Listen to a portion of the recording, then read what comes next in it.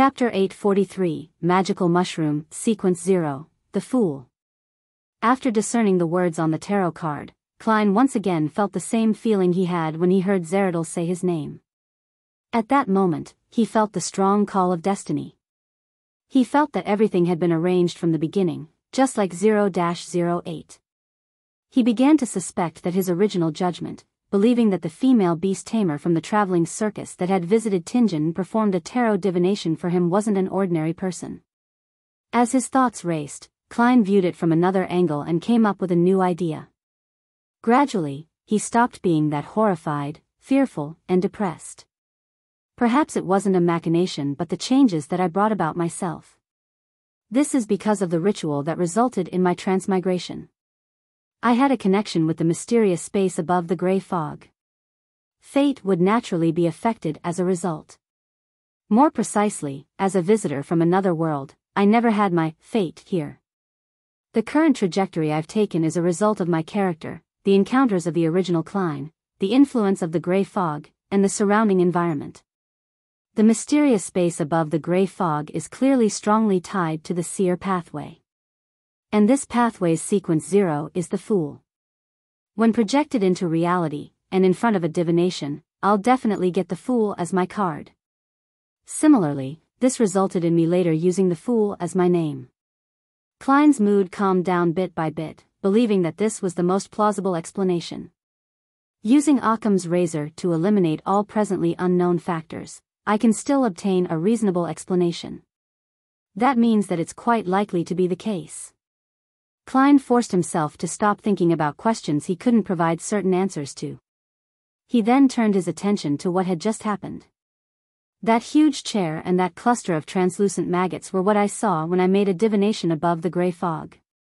From carefully considering and inferring things from this harrowing scene, it might very well be an angel from the seer pathway, an angel that had lost control and turned into a monster.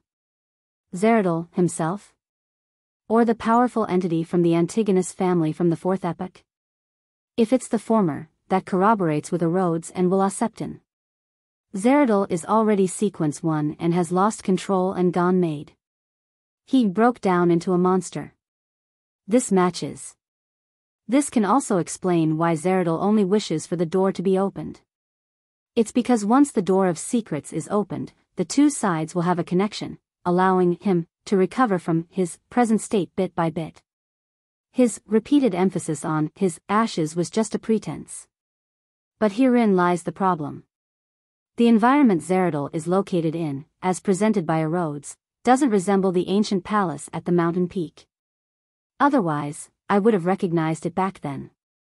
What if that's the angel from the Antigonus family who's living as an abject existence, one that made Zeradal suffer after he came to the Hornacis mountain range after obtaining the notebook from Roselle?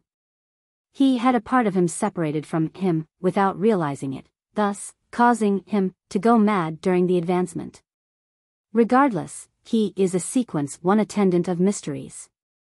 After all, Zeradal was already a miracle invoker back then.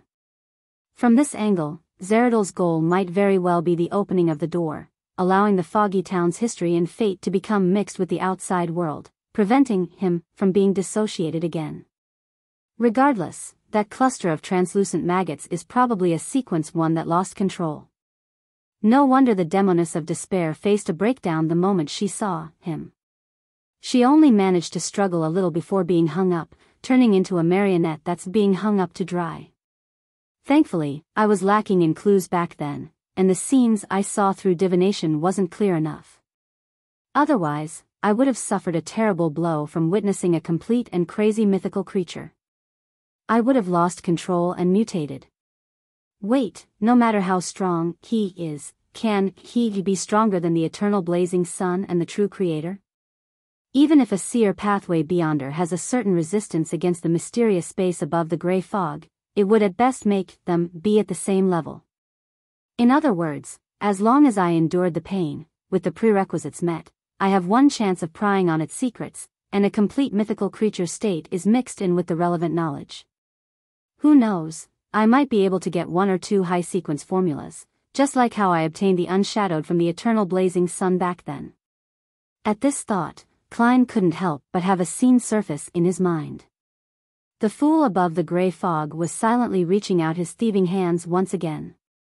While reeling in joy, Klein also found it a great pity because, with his present level, strength, and items, he had no way to head to the ancient chair with the translucent maggots and pick up the fool card. To see an item that one desired the most but not being able to obtain it was often painful. Phew. At least I've already obtained the Bizarro Sorcerer Potion formula. In the future, I still have one's chance of prying on its secrets.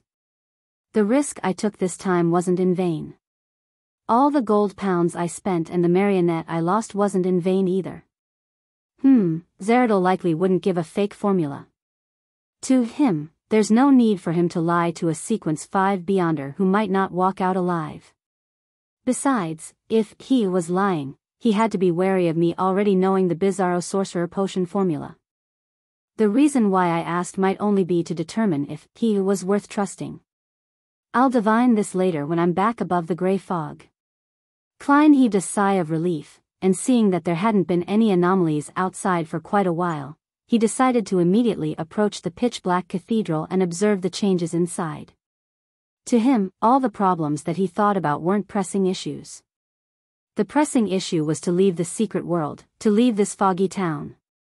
When he came out of the building he was in, Klein, who was wearing an ancient triangular hat and dark red coat, carefully came to the entrance of the ancient cathedral. He carefully passed through the ajar door and walked in. The corpses that looked and dressed differently were no different from before. They remained hanging in midair, swaying with the wind and producing the ravings of Hornaces. Phlegria, Klein walked under them as his eyes got accustomed to the dim environment, allowing him to see more. The half-demonic wolf and half-human statue was still standing there without any signs of damage. The obsidian rock and the tin urn were behind the statue without any signs of cracking. Klein first heaved a sigh of relief as he began to observe his surroundings when his gaze froze. In a dark corner stood a gigantic mushroom taller than he was. The mushroom's cap had scarlet red like blood with interspersed white patterns. Its body was formed out of similar tiny mushrooms. Their patterns drew out a face, Mr. A's face. However, Mr. A's eyes were blank. It didn't have the glint that one would call human. There were mushrooms growing from both sides of the stem, forming into long arms. And on the left palm was a thin human-skinned glove. Both parties had seemed to fuse as one. What kind of abomination is that? Klein involuntarily took a step back. He found his knowledge in mysticism completely lacking at that moment in time. He began taking actions to protect himself. While doing so, having not deactivated his corresponding visions, he discovered that the terrifying mushroom didn't have any spirit body threads. It appeared to have long been dead, and its only movements were the results of spasming nerves.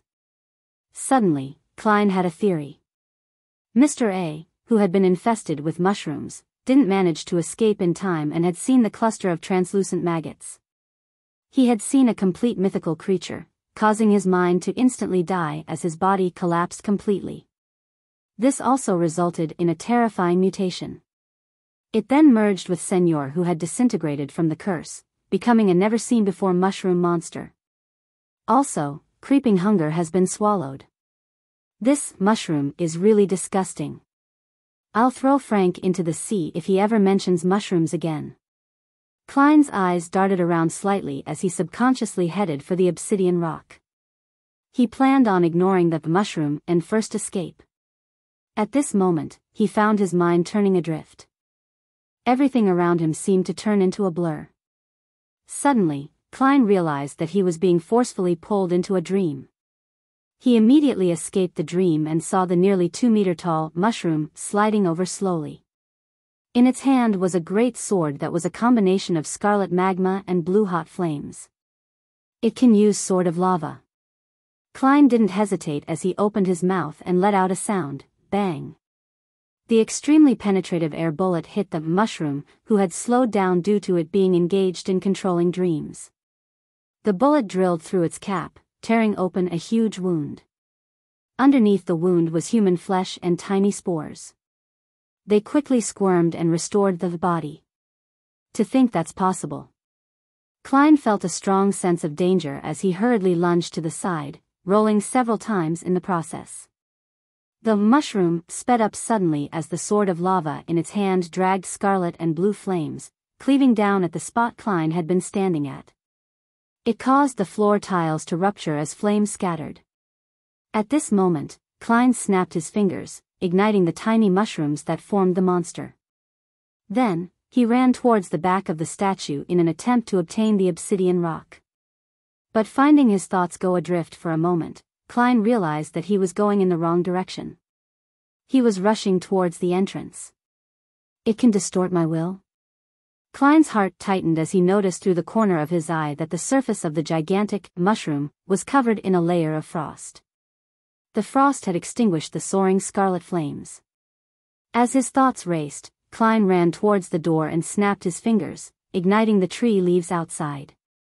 In situations with zero understanding about his enemy, and him having not made any preparations, he believed that a magician had to choose to retreat and avoid dangers for the time being. More importantly, his strongest marionettist powers were useless because the gigantic mushroom didn't have any spirit body threads. Scarlet flames soared up like water, enveloping Klein's body. He quickly appeared in the flames outside as he jumped towards the ground. He was just about to distance himself when he heard a howling wind. The red-capped mushroom had come out of the cathedral with the auspices of a strong gust of wind. It can even fly. Klein snapped his fingers, using flaming jump to open up a gap. Meanwhile, he discovered his nose was itching as he wanted to sneeze. I'm also sick. How am I supposed to fight?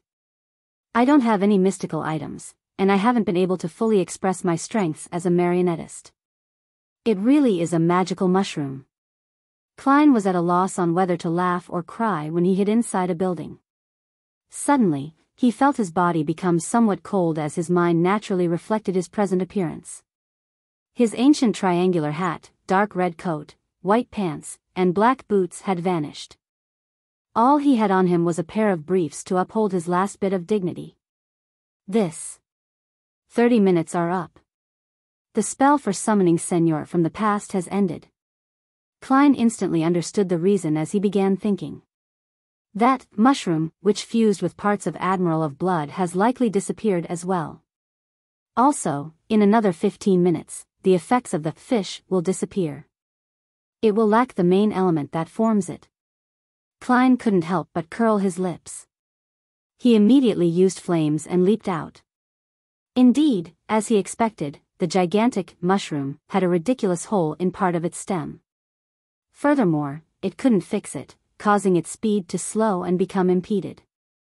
Come on, let's play hide and seek. Klein silently said as he began circling the town streets, using the flames and buildings to engage in a merry chase with the gigantic mushroom. During this process, the crimson moon didn't turn clear at all.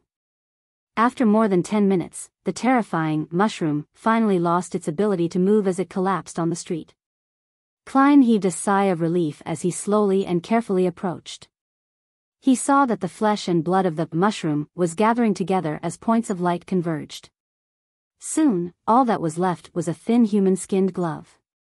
This, because of the mutation brought about by the Sequence 1 angel, Creeping Hunger fused with Mr. A? It's an upgraded version of Creeping Hunger? Klein bent his back as he carefully picked up the human-skinned glove. Chapter 844, which symbol the thin human-skinned glove didn't look any different from the past, but Klein didn't dare to be too careless. He used divination to make a crude inspection. Apart from the 5 fingers, the palm and the back of the palm can each graze one more soul. Currently, all 7 spots are filled. It has signs of similar Beyonder characteristics fusing together. It also seems to have the powers of flesh and blood magic. The speed of switching souls has sped up significantly. It has to eat a person a day, or else it will eat its owner. Creeping Hunger, you are swelling in self-importance again. You need to reflect on yourself above the gray fog later. I'm temporarily unable to obtain any revelations for the rest. After I leave this place, I'll head above the gray fog to make a more accurate divination. Yes, I'm still not sure if there are any other side effects. All I know is that it wouldn't cause me any harm for the time being. Also, Mr. X who was grazed wasn't affected. Travelers traveling and door opening still work. Klein heaved a sigh of relief as he wore the upgraded creeping hunger. Then, he rushed for the cathedral, hoping to leave as soon as possible. During his merry chase with the gigantic mushroom, he hadn't forgotten to cast an illusion on himself to make him wear a trench coat and a top hat. As for the Beyonder characteristic that Seigneur left behind, Klein suspected that it was likely in the hands of Demoness of Despair Panatia. And this demigod was being hung inside the ancient palace, under the watch of the cluster of maggots. Flesh can be slowly eaten to be stored for the future, but Beyonder characteristics will definitely have appeared and taken form after this much time. Even if Demoness of Despair didn't care too much about it and threw it somewhere, in this place that isn't connected to the spirit world and highly restricts divination, I'm unable to quickly locate it. And in this sort of environment, who knows what sorts of anomalies will happen next? Who knows if that obsidian rock will automatically teleport and disappear? Thus, I need to make every second count and escape as quickly as possible. Klein returned to the cathedral with a clear line of thought. Although he had promised Miss Sharon to sell Seigneur's Beyonder characteristic to Merrick, the ingredient itself was corrupted to begin with, making it difficult to use for the concocting of a potion. Secondly, his safety was a lot more important. It's not like it cannot be resolved. I can just hunt another wraith or find Will Osepton's help to shatter the Beyonder characteristic in Merrick's hands and allow it to be purified. This will have to wait until a particular infant is born. Klein mumbled silently as he passed through the swaying corpses and came to the side of the stone statue. Along the way, he found the iron cigar case which he had used to put the marionette in. It hadn't been devoured by the mushroom. Azek's copper whistle and the lone gold coin inside weren't damaged either. Putting these items away, Klein controlled his spirit body threads to prevent himself from floating to the top of the cathedral as he bent down to pick up the obsidian rock. After confirming that the important item wasn't damaged, he felt a lot calmer. He then inspected Zeradol's tin urn. When he opened the lid and took a careful look, Klein's pupils constricted as his gaze instantly froze. All the ashes inside were gone. There wasn't any left inside. Zeradol achieved his goal? Should I say as expected? Klein threw away the thin urn while feeling doubtful. He stood up straight and inserted the obsidian rock into the wall at the back. The wall emitted light again as it turned transparent, allowing people to see the ancient stone slabs outside, the hold walls, and the floating clouds. At the thought of the cluster of terrifying maggots, Klein wasn't in a rush to draw the symbol provided by the Antigonus family's notebook. He first raised his right hand and snapped his fingers. He had ignited a tree outside the cathedral, in preparation to escape with flaming jump the moment something wasn't right. After making his preparations, Klein used his finger and quickly outlined the vertical eye formed of many secret symbols. Compared to the previous one, a crescent and dotted line had swapped places. With his final stroke, the pure beams of light bloomed as they followed the vertical eye's patterns before blasting into a radiant light. The entire cathedral turned ethereal as it shook. Klein felt as though he had instantly arrived at the top where the corpses were being hung. In front of him was a pair of illusory double doors. Behind the door was a familiar ancient palace. It was where Panatia and the other corpses were gently swaying. Translucent tentacles with strange and mysterious patterns swarmed over and slammed on the door but were unable to open it. All it could do was use some of its strength to grab Klein's spirit body threads. Klein didn't hesitate to snap his fingers. While pulling at his spirit body threads, he leaped to the flames outside the cathedral. Right on the heels of that, he snapped his fingers repeatedly and flashed away, escaping to the farthest point of the foggy town. After the ethereal feeling of the pitch-black cathedral vanished, Klein paused and frowned.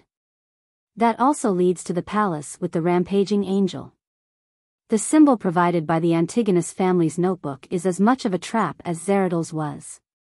However, this symbol only seems capable of triggering the door to escape, but it's unable to open it. Otherwise, I might not have been able to escape. It's the symbol for entry, while Zeradol's one was for exiting? What should I do? How do I leave? Klein subconsciously surveyed the ghastly silent town which was shrouded in fog, and he forced himself to calm down. He began to think about how he could escape. Perhaps that's not the only wall that allows me to leave, but it's unlikely. All these years, there have been batches of people coming to the foggy town. If there are any clues outside the cathedral, they should have long found it. Try another symbol? What should I try? Klein fell into deep thought as he analyzed the intricacies to see if he could be inspired. This place is related to the nation of the Evernight and the Antigonus family. As for the monster on the huge throne in the ancient palace, it's definitely a rampaging angel from the seer pathway, regardless of his identity. Zeradol, who's also involved in this matter, is similarly an angel of the seer pathway. The Antigonus family's notebook which provided the symbol is also directly tied to this pathway. Therefore, the correct door-opening symbol is likely related to the seer pathway. Sequence 0 of the seer pathway is likely called the Fool. This can be initially confirmed, otherwise, that owner of the card of blasphemy wouldn't have been lured to the main peak of the Hornacis mountain range and become a hanger. The Fool. The Fool. As he ruminated over the word, Klein suddenly thought of himself. He thought of the mysterious symbol behind his high-back chair that represented himself above the gray fog. Perhaps I can give it a try. Klein pondered for a few seconds before deciding to make a bold attempt. After all, he was temporarily out of ideas. He returned to the spired cathedral, and under the gaze of the hanged corpses, he walked to the wall behind the statue and picked up the obsidian rock that had fallen once again. After the obsidian rock was inserted, the door rapidly turned transparent. As Klein snapped his fingers to light another tree, he took a deep breath. He drew the Fool's symbol that was made up of the pupilless eye and the partially contorted lines. Soon, he completed the symbol as he found himself feeling anxious. But this time, nothing happened to the transparent door. It doesn't work. Klein's expression turned wry as he suspected that he would be trapped in there, engaging in murderous battles with Beyonders who later entered, doing so until he starved to death or was eaten. He shook his head to dispel his emotions of despair. He began running through ideas in search of other clues. This place is related to the nation of the Evernight and is related to the Antigonus family, and they were obliterated by the Church of Evernight. The one who sent me here is the Eraser Angel who's suspected to be the Mother of the Sky. She was active in the basement of the Church of Evernight St. Samuel Cathedral. The reason why people vanish if they don't sleep at night in the ruins of the Battle of Gods is said to be a result of the remnant aura and strength of a deity from the Evernight domain. Therefore, this is clearly related to the Evernight's authority or even the Evernight goddess, areas related to the goddess. The more Klein thought about it, the more he lacked confidence. He was originally analyzing the problem from an objective angle, but he had unknowingly changed the way he addressed the Evernight goddess. And this led him to a new idea. Perhaps I can try the label corresponding to the dark sacred emblem or the symbol that represents the goddess in mysticism. Out of options, Klein exhaled and raised his right hand again, drawing the simplified picture of the dark sacred emblem. Suddenly, the watery scene behind the transparent door shook as a change occurred. Although he could still see the ancient palace and the hole-ridden wall, they were very far away and could only be faintly made out. Behind the door was a bottomless cliff with jagged rocks. It was amidst the clouds in the sky with stars and the crimson moon that hadn't been concealed by the sunlight. It was like some part of a mountaintop. It really works. Klein stared at this scene with a dumbfounded expression as he subconsciously reached out with his palms and pushed the door open. There was a cold breeze outside that produced a howl. Klein was just about to take a step out when he fell into thought and paused. Then, he flipped a gold coin and did a divination. He received a revelation that there was no danger outside. Following that, he drew a crimson moon on his chest in a feigned manner. After doing this, Klein stepped out with his right foot and passed through the illusory door. His vision went dark as he saw an endless night and resplendent stars. Following that, he found himself on a mountaintop. Apart from the unmelted snow, jagged rocks, and morning sunlight, there was nothing. I'm out. I'm safe. Klein didn't observe his surroundings as he directly used creeping hunger to turn transparent as he attempted using traveling. If this succeeded, it would mean that he had escaped the foggy town and returned to the real world. He could then leave the location he was at to avoid any danger. If he were to fail, he would quickly take note of the situation and be wary of any sudden attacks. After a moment, Klein's body turned faint as he vanished from the spot. The colors in front of him saturated as countless, indescribable shadows appeared. He had succeeded in entering the spirit world. Chapter 845, Return. It really is the spirit world. Klein was delighted as he inwardly muttered to himself. Without needing further confirmation, his spirituality and spiritual perception had told him that this was the real spirit world. And this meant that he had returned to the real world, the place with all kinds of delicacies. I nearly cried tears of joy. Klein inwardly made a self-deprecating comment as he considered where he was supposed to head to next. From the position of the stars, moon, and sun, it's still morning. If there's no time difference between the real world and the foggy town, it's at most 7:30 a.m., or maybe earlier. At this point, the servants must have discovered the disappearance of their mate, and they would definitely inform the priests and bishops. Even if they have received the corresponding training and would report to their superiors according to the protocol, they will have to first eliminate the possibility that someone was skiving away or having a stomachache. They would need more than 10 minutes before confirming this and begin taking the necessary actions. And after the report to their superiors, the priests and bishops wouldn't be able to instantly tell the severity of the matter. They would only believe that the servant had escaped, and they wouldn't quickly connect this matter to the keepers. After they do a divination or investigation to figure out the truth, it would be 20 to 30 minutes later. That also means that they likely haven't begun their search in the surrounding area to find the intruder. The identity of Dwayne Dantes hasn't been exposed yet. If the Bizarro sorcerer potion formula given by Zeradol is real, then the identity of Dwayne Dantes still has many uses. If I can still keep the identity going, should try harder to not abandon it. Besides, the only things that I'm wearing, which are real, are my glove and underwear. If I head elsewhere, I'll be a pervert. Klein already had a choice he was leaning towards. He took out the iron cigar case, which appeared to be inside his pocket, but was actually lodged under a rubber band. He opened it and took out the gold coin inside. Returning to 160 Buckland Street is dangerous, Klein muttered 7 times, and with a flick, he saw it slowly spin in the spirit world, wobbling up and down, left and right, before landing on his palm. This time, it was tails, indicating a negative response. Klein nodded indiscernibly and immediately traveled towards Backlund. After 3 stops, his figure finally appeared in his room at 160 Buckland Street. The curtains were drawn tightly and it was dim. It was very suitable for sleeping. And on the bed, Dwayne Dantes was lying on the bed facing up. His hands were grabbing the ends of the blanket near his neck.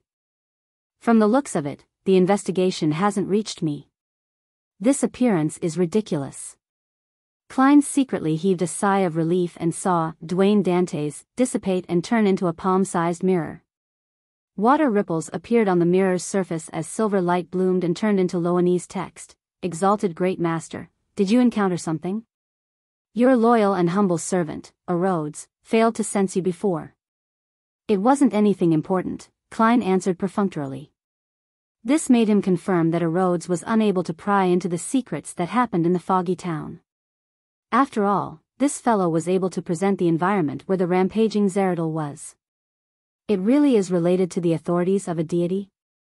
Klein's mind stirred as he asked, did anyone look for me? No, no one came to disturb you. The silver on the mirror's surface changed and produced new words. Klein felt truly relieved as he said to Rhodes, you may leave. I'll summon you again if needed. All right, Master. Goodbye, Master. Like before, Rhodes produced a drawing of a hand waving on the mirror. After the aqueous light vanished, the mirror was restored to normal. Klein walked to the bedside and pulled out the pajamas underneath and wore it. Then, he took out candles and other items before entering the bathroom. He set up a sacrificial ritual, preparing to send creeping hunger, Azek's copper whistle, the iron cigar case, and the various mysticism materials above the gray fog to avoid any investigations he might face. After doing all of this, Klein didn't delay and sat at the fool's seat. He conjured the Bizarro Sorcerer's potion formula in front of him. Sequence 4, Bizarro Sorcerer. Main ingredient, Bizarro Bane's main eye, the true soul body of a spirit world plunderer. Supplementary ingredients, 200 milliliters of a Bizarro Bane's blood, 30 grams of a spirit world plunderer, 10 grams of red hair birch bark. 1 segment of golden grapevines, fingernail-sized self-made rubber mask. Advancement ritual, relying on one's strength and strategy, orchestrate a grand performance before many spectators to kill a beyonder creature at the level of a demigod. Then, at the end of the performance, consume the potion. Klein didn't consider what this ritual actually meant. Beneath the potion formula, he wrote a corresponding statement. Following that, he summoned a spirit pendulum from the junk pile. Holding it in his left hand, he began a divination. Before long, Klein opened his eyes and saw the dangling topaz rotating clockwise.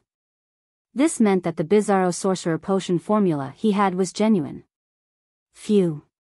Klein exhaled as he took the opportunity to determine what kind of changes creeping hunger had experienced, as well as what the various negative side effects were. After a dream divination and several direct attempts, he figured out the exact situation in less than 2 minutes. Creeping hunger could now graze 7 souls.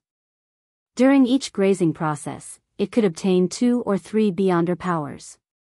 One of them can be chosen by the wearer. There are currently 8 souls inside creeping hunger. The others completely dissipated from the mutation brought about by the Attendant of Mysteries. And due to the excessive number of souls, it caused a congestion, making some of the powers unusable. 1 soul needs to be released to restore it back to normal. At present, the first of the 8 souls is Baron of Corruption, which is Wormtongue Mither. He fused with the beyonder characteristics of the same pathway that Mr. A had grazed. Apart from distortion and bribe, weaken, there's another area of effect beyonder power called corrosion. It can turn the hearts of people within 10 meters dark and greedy, making them make irrational choices. The second is Desire Apostle Curtius. He fused with Mr. A's Devil and replaced Danger Premonition, which requires advanced activation before being useful, with Sulfur Fireball. And Language of Foulness, Slow and Sword of Lava have been enhanced. Third is Traveler, Mr. X Louis Veen.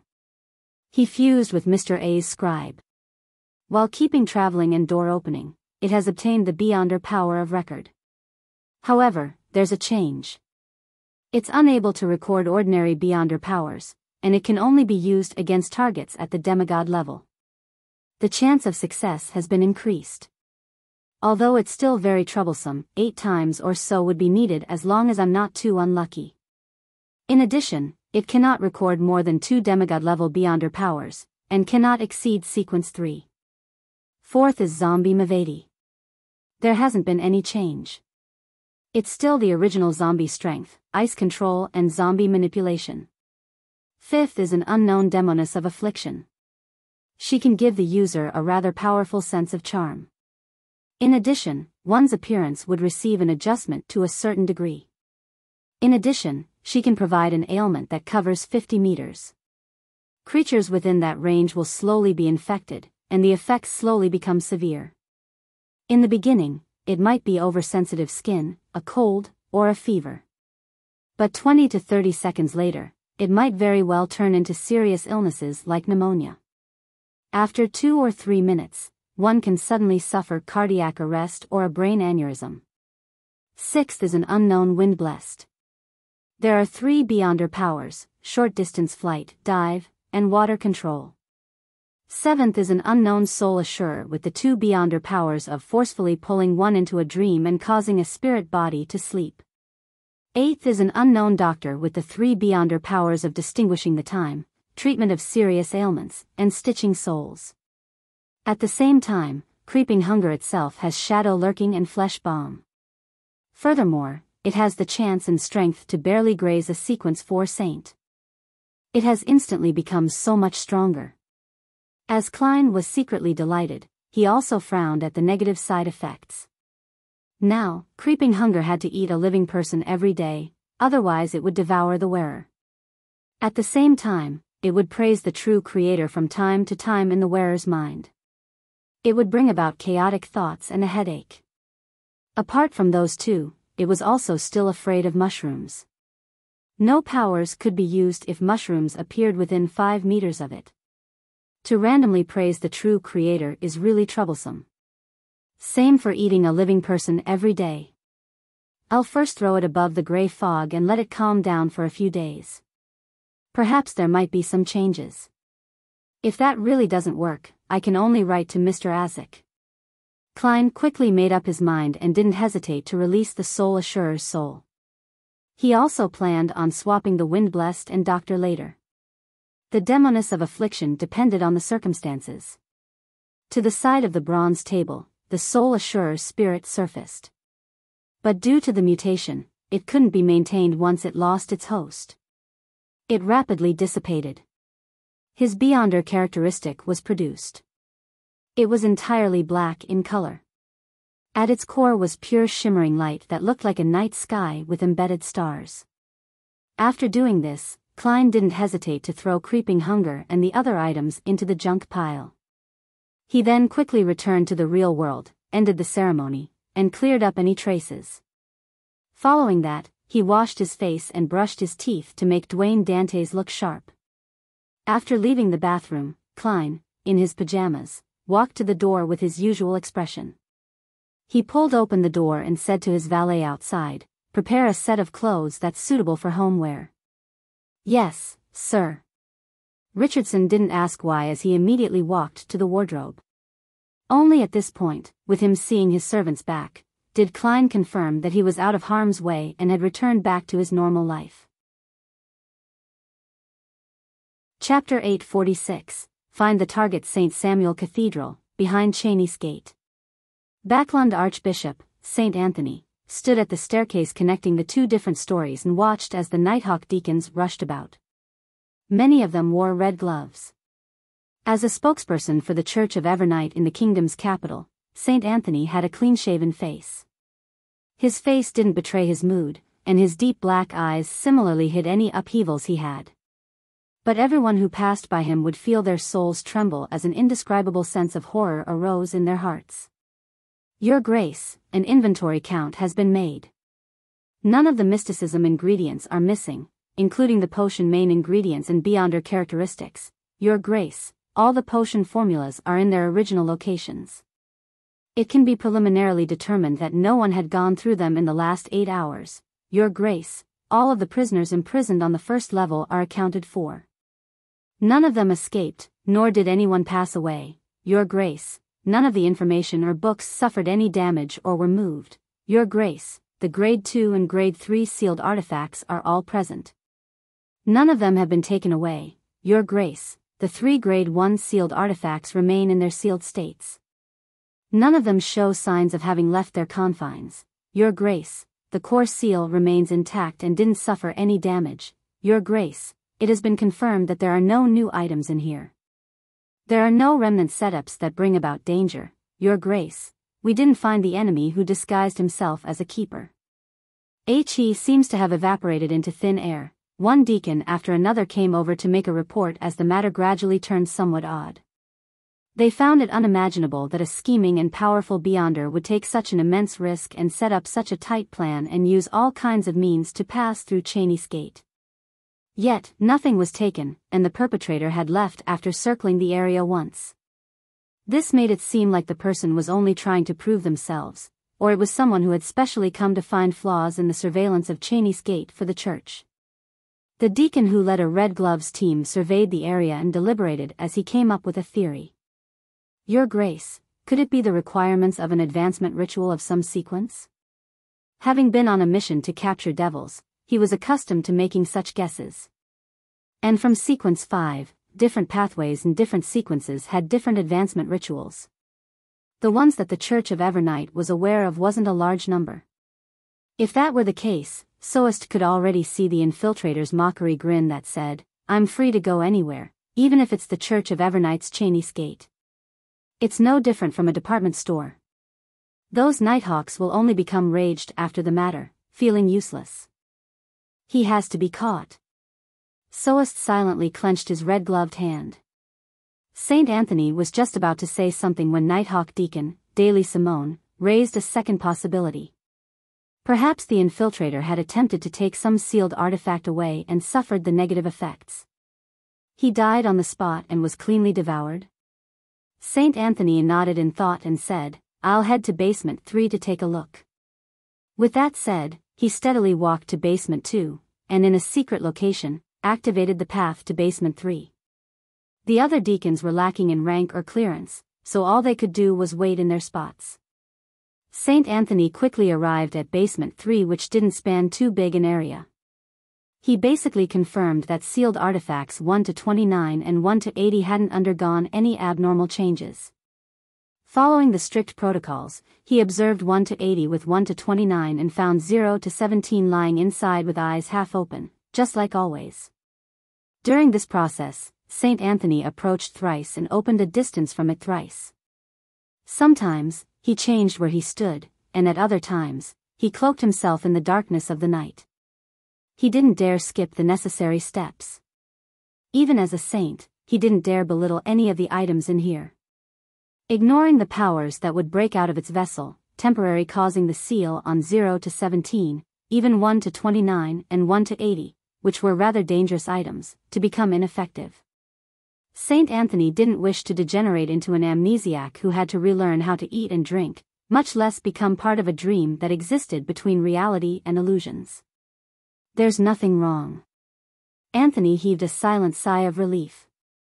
He began restoring the 2 sealed artifacts to their original states. A few minutes later, the Nighthawk deacons saw the Archbishop return. The infiltrator might have died from touching a sealed artifact, Saint Anthony said, his pronunciation of "died" being somewhat muffled. He didn't give any additional explanations as he instructed. Regardless, this matter needs to be investigated. The infiltrator might have a partner. To be able to infiltrate St. Samuel Cathedral without causing a stir, it means that the target is very familiar with this place and is familiar with the recent duty shifts of the keepers. He's very familiar with how Nighthawks handle and take over matters, and has the ability or an item to change his appearance. In addition, he had obtained the help from a Beyonder with a sacred Evernight pathway item or has one himself. Putting all these conditions together, investigate the servants and priests to see if they have encountered any indistinct spirit channeling or enticement. Check if the bishops have betrayed the goddess, as well as the believers who have recently come to the cathedral on a regular basis. At the same time, check on all the believers and the surroundings of their residences. Perhaps they had unexpectedly divulged something and had something stolen. I'll carry out the investigations pertaining to you. Also, find the missing servant and see if there are any clues. Yes, Your Grace, Soest and the other Nighthawk deacons answered in unison. In the office with a tense mood, Leonard Mitchell wasn't having his feet up on the table like usual. He sat very properly and wore a rather solemn expression. This was the second time he had encountered a matter that targeted items behind Cheney's gate. It invoked the memories that he buried deep inside his heart. And more importantly, he had encountered the fake keeper before without realizing the problem. If I were a little stronger and had better observation skills, perhaps it might not have. Leonard Mitchell's lips pursed tightly as he looked at the documents in front of him, but he wasn't reading a single word. This continued until his teammates entered. That keeper has awoken. He didn't see the infiltrator and only knew that he encountered the possession ability of a wraith. The red glove that entered said to everyone in the room. How can a wraith move about inside the cathedral?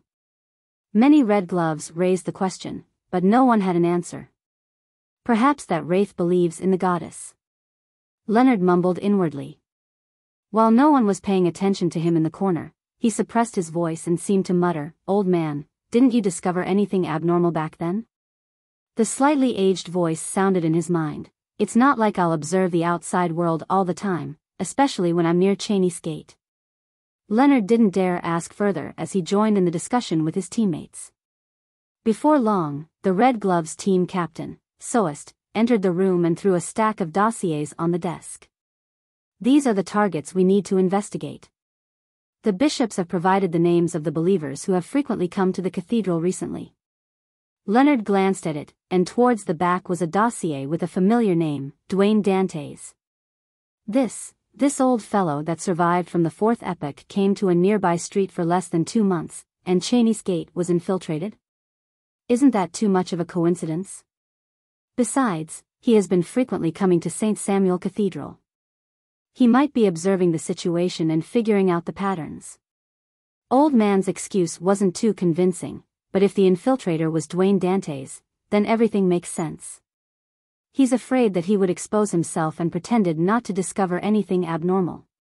Leonard's mind instantly filled with many ideas as he asked in deliberation, Captain Soest, what did the infiltrator take? What clues did he leave behind? Soest surveyed the room and said, nothing was taken or left behind.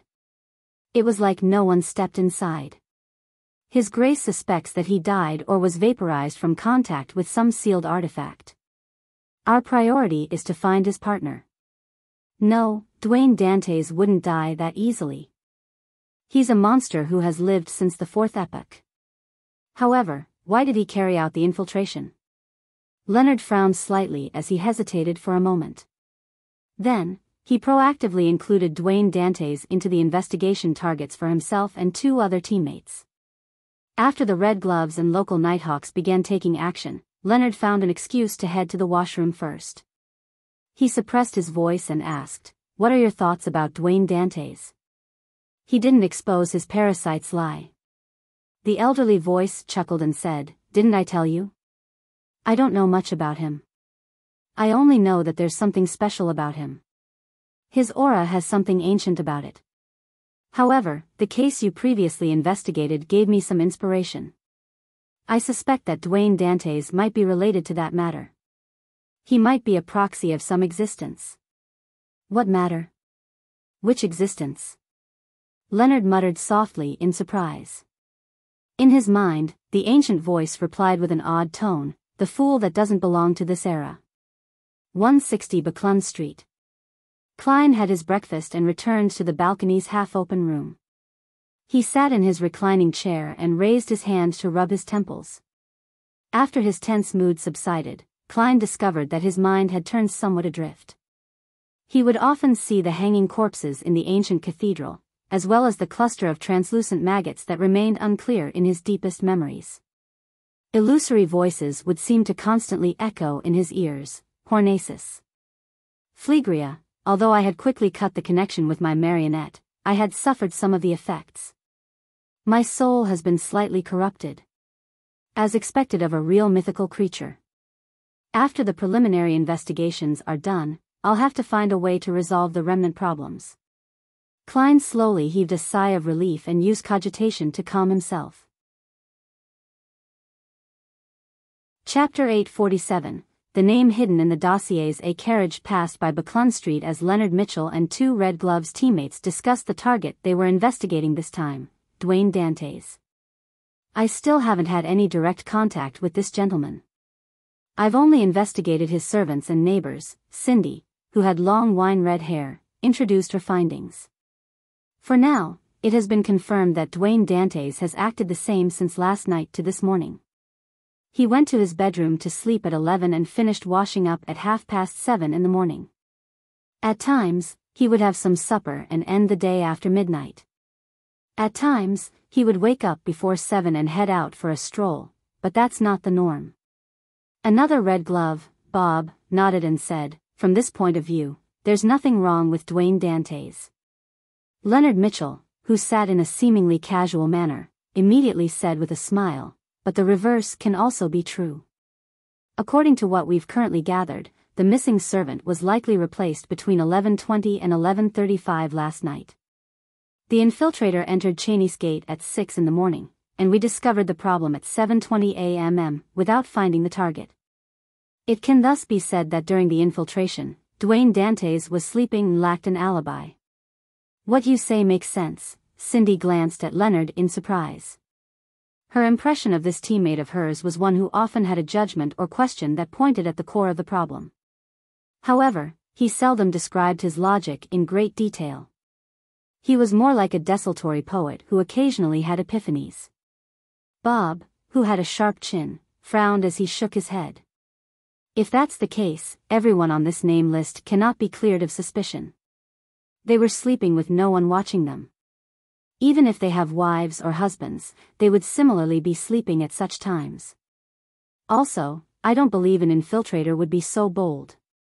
He had already entered Cheney's gate and managed to successfully escape, completing an unimaginable feat, yet, he stays nearby and hasn't abandoned his identity or gone far away. How is this possible?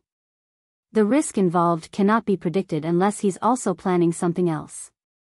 Or he can't bear to part with certain things, but what can compare with infiltrating Cheney's gate? What can compare with those sealed artifacts, ingredients, and formulas? If I didn't know that Dwayne Dantes was problematic in the first place, I would have come to the same conclusion. Leonard had already thought of an explanation as he crossed his right leg. I'm just saying why we can't so easily strike off Dwayne Dantes from the suspects. Besides, Captain Soest has said it. The infiltrator might have already died behind Cheney's gate. Even if Dwayne Dantes isn't involved, he might very well be an accomplice. Don't you find it too much of a coincidence? He moved in for less than 2 months, and the church encountered something that might never happen in centuries. Besides, he has been visiting St. Samuel Cathedral too frequently. He had ample opportunities to figure out the corresponding situation. Also, during this period of time, there was a strange sewer explosion along Buckland Street. Cindy bunched up her long, wine-red hair and said, "You've convinced me. This should be a target that we put our focus on." Bob pulled at the ends of his left palm's red glove and said, "There are indeed many coincidences. However, coincidences might not be equivalent to problems. Even if Dwayne Dantes goes to the cathedral daily and listens to the bishop's preachings, all he could do is understand the layout and not obtain deeper information, such as when the keepers will head to Cheney's gate and how the handover is done with the Nighthawks. Therefore, he's more likely to be one of the accomplices," Leonard said with a shrug. He similarly didn't understand how Dwayne Dantes would understand the internal protocols of the Nighthawks so well. Cindy echoed, "Regardless, we have to do a deeper investigation. Shall we wait till noon and directly enter Dwayne Dantes' dream to question him?" He has the habit of taking afternoon naps." Leonard raised his right hand and waved it gently. "There's no need to be in such a hurry. It's not like we've never done any routine inspections in the past or entered his dreams, but we didn't discover anything wrong. If there really is nothing wrong with him, we wouldn't gain anything from entering his dream again. If there's a problem with him, the fact that he didn't expose himself back then means he has the means to resist an inquiry during the dream. We will still be fooled by him if we enter his dream again. Therefore, we should monitor him and see what kind of people he interacts with, so as to prevent him from escaping while waiting for Desi's response about this tycoon's true identity. Once we discover any clues, we will request to use a higher-level investigation method than questioning him in dreams." Cindy was once again surprised as she couldn't help but joke, "It's rare to see you analyze the situation so seriously."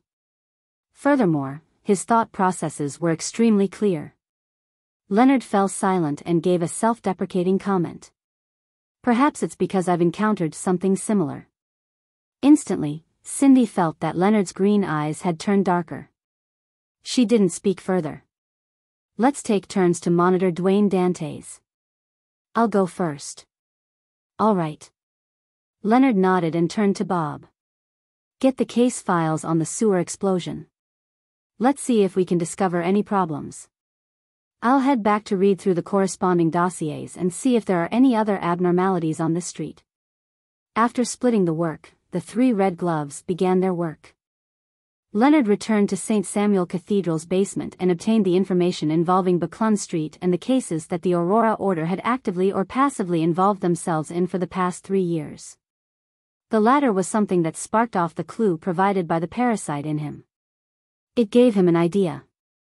Since the Fool's existence and the corresponding honorific name initially came from the Aurora Order, it means that the Aurora Order was involved in something or had suffered some setbacks. It might be related to the organization that believes in the Fool. After returning to the office, Leonard held back his desultory attitude as he very seriously read through the thick dossiers. In the dossiers related to the Aurora Order, there was the Lenivas case he was most familiar with. This true creator's descent had failed terribly because of some baffling report. A mysterious person had appeared to kill the main criminal. He was suspected to be related to hero bandit Black Emperor. As he targeted evil criminals, he would scatter tarot cards over the target's corpse. That person wasn't able to do it for Desire Apostle Jason Beria only because Leonard had rushed over too quickly. Similarly, Leonard once again saw the name, Sherlock Moriarty, appear in the periphery of the case. Aurora Order's Mr. X was assassinated at the gathering he convened. There were traces of powers at the demigod level left at the scene. At this point in time, Dwayne Dantes had already arrived in Backland. It matches perfectly. Aurora Order's Mr. A and the Demonist sect cooperated to create the Great Smog of Backland. This person vanished as a result.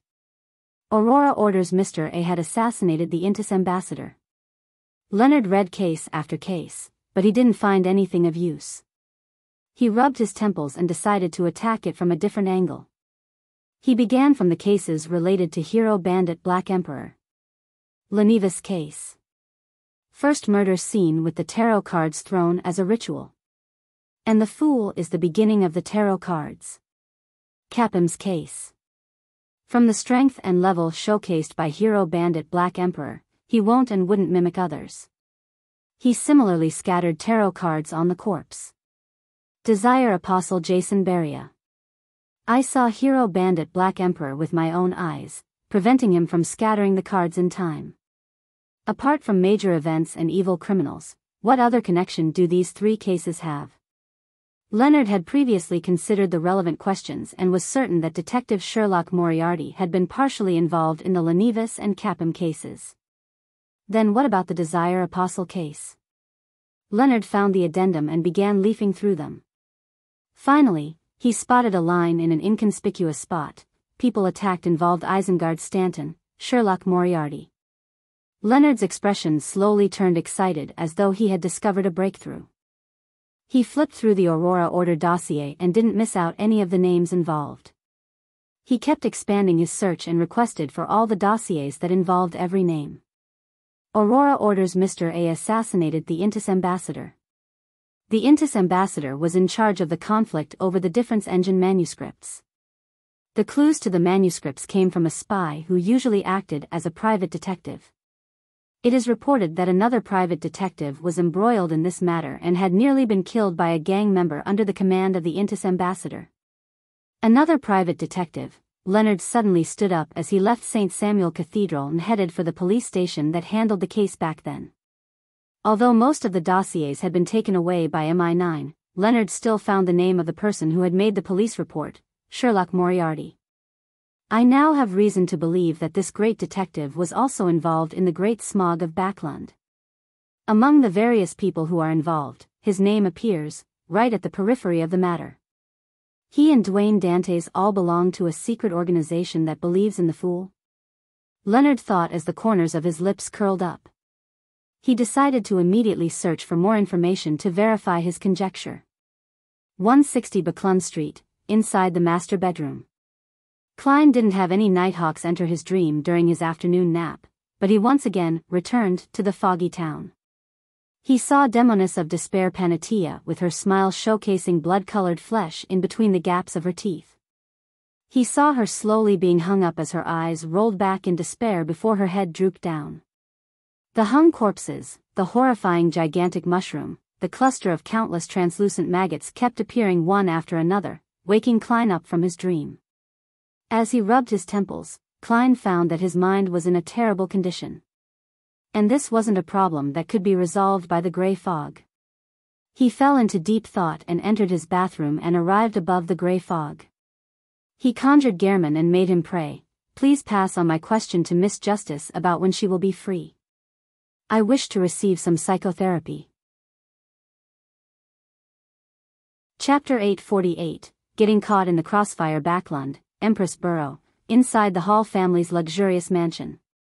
Audrey had just tried on 3 selections of evening gowns today, and she was sitting on a cushioned chair, wondering how they could be matched with her accessories and which one she was more inclined towards.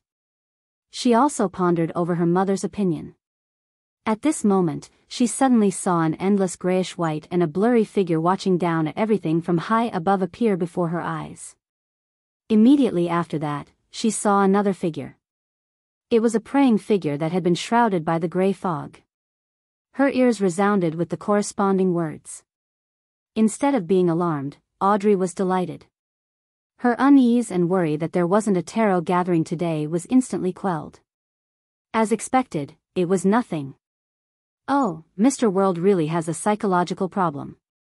He must have been under immense stress recently. It's no wonder he booked an appointment in advance. Audrey sighed as she began to consider when she was free. As she pondered, she scanned the maids who were busy in her room and the golden retriever, Susie, who was sitting by the door. Audrey's lips curled up slightly in an irresistible manner as she bowed her head and secretly prayed in response, "Please tell Mr. World that I'm currently free. He can determine the time and location. As long as it's not night time and doesn't exceed the boroughs west of Backlund." In regards to this, the golden retriever who was observing the maid's work seemed to sense someone looking at her. She suspiciously turned her head and looked in Audrey's direction. However, it failed to discover any problems. Above the gray fog, inside the palace that looked like a giant's residence. She's free at any time. Periods when it's convenient to head out. Won't leave places she's familiar with. Klein rubbed his temples as he interpreted Miss Justice's reply. His first reaction was that it was best done today or tomorrow, and to have her determine the location.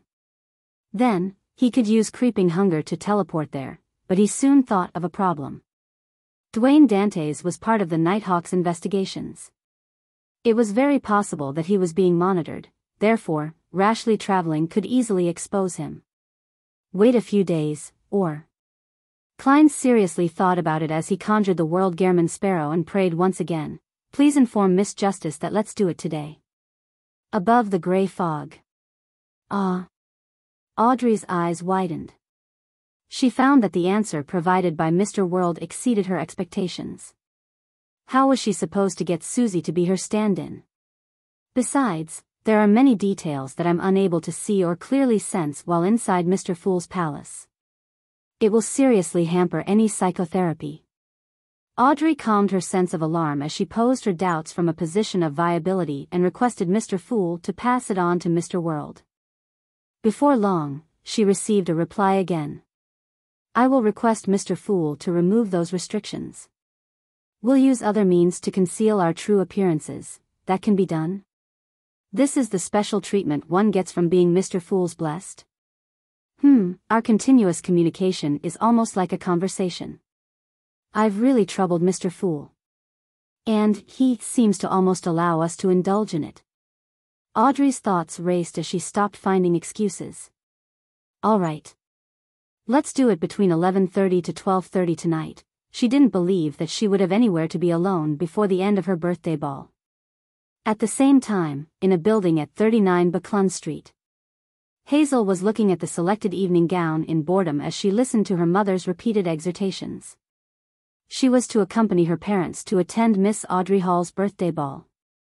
Just as Hazel's thoughts were wandering and her mind gradually turning blank, she saw a grayish-white rat appear by the door. It was frantically waving its paws. "This." Hazel patiently listened to her mother repeat herself one more time before finding an excuse to return to her bedroom. After she closed and locked her door, the grayish-white rat appeared from somewhere and arrived by her feet. It sat there in a rather comical manner. "I've discovered something wrong with the surroundings." The rat had sent vibrations in the air to speak with human words. Hazel wasn't surprised at that as she asked in puzzlement, "What's wrong?" The grayish-white rat raised its right forepaw and pointed out the window. "There are beyonders from the Church of Evernight investigating this street. It's at a rather large scale. What are they looking for? Hazel asked with a slight frown. The grayish-white rat slowly inhaled and said, "How would I know? But it's definitely something very serious. This way, they might very well discover something wrong with you." Hazel asked, feeling somewhat worried and confused, how did they make the discovery? Weren't the clues in the sewers blasted away? Weren't the corresponding problems dealt with? The grayish-white was momentarily unsure about what to say.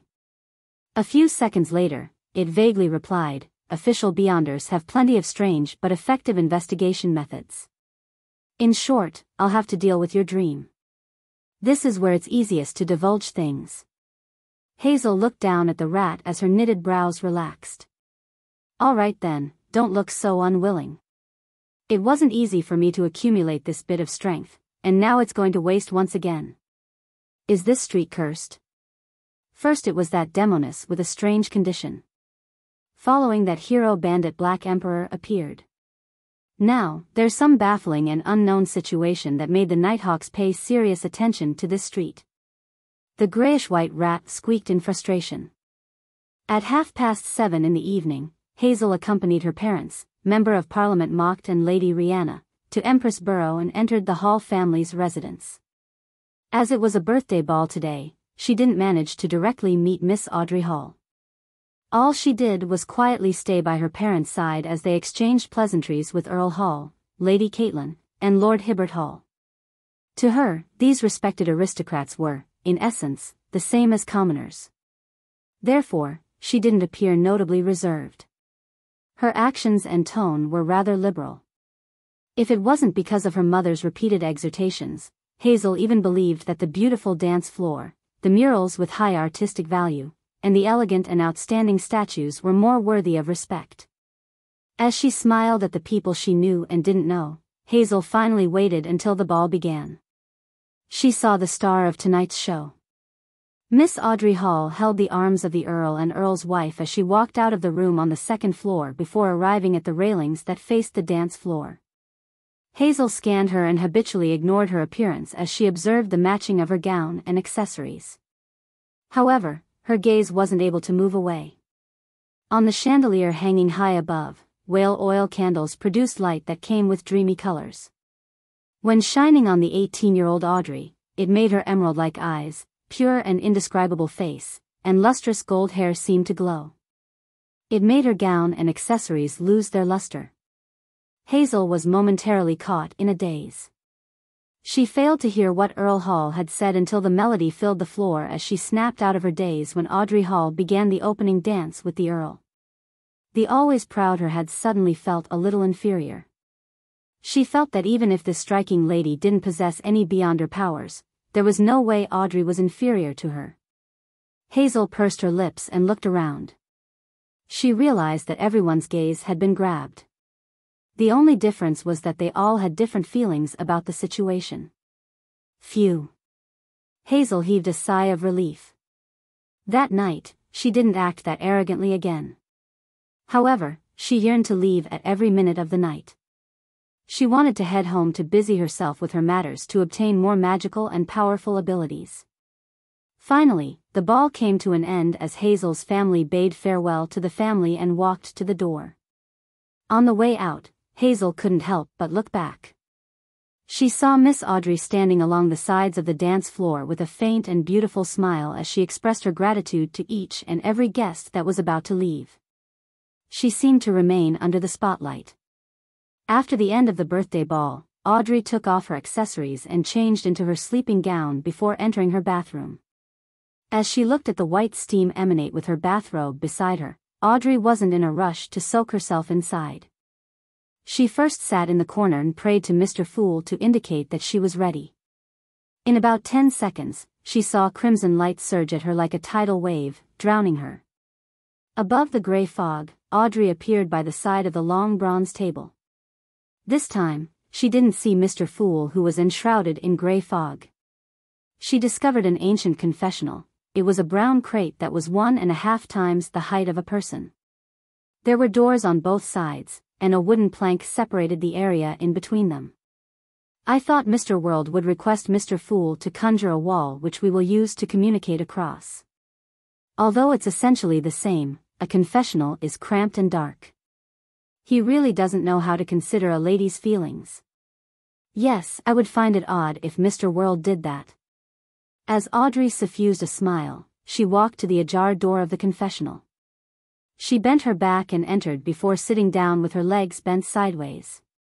After closing the wooden door, Audrey, who was treating a patient in the true sense of the word for the first time, suddenly felt a little excited.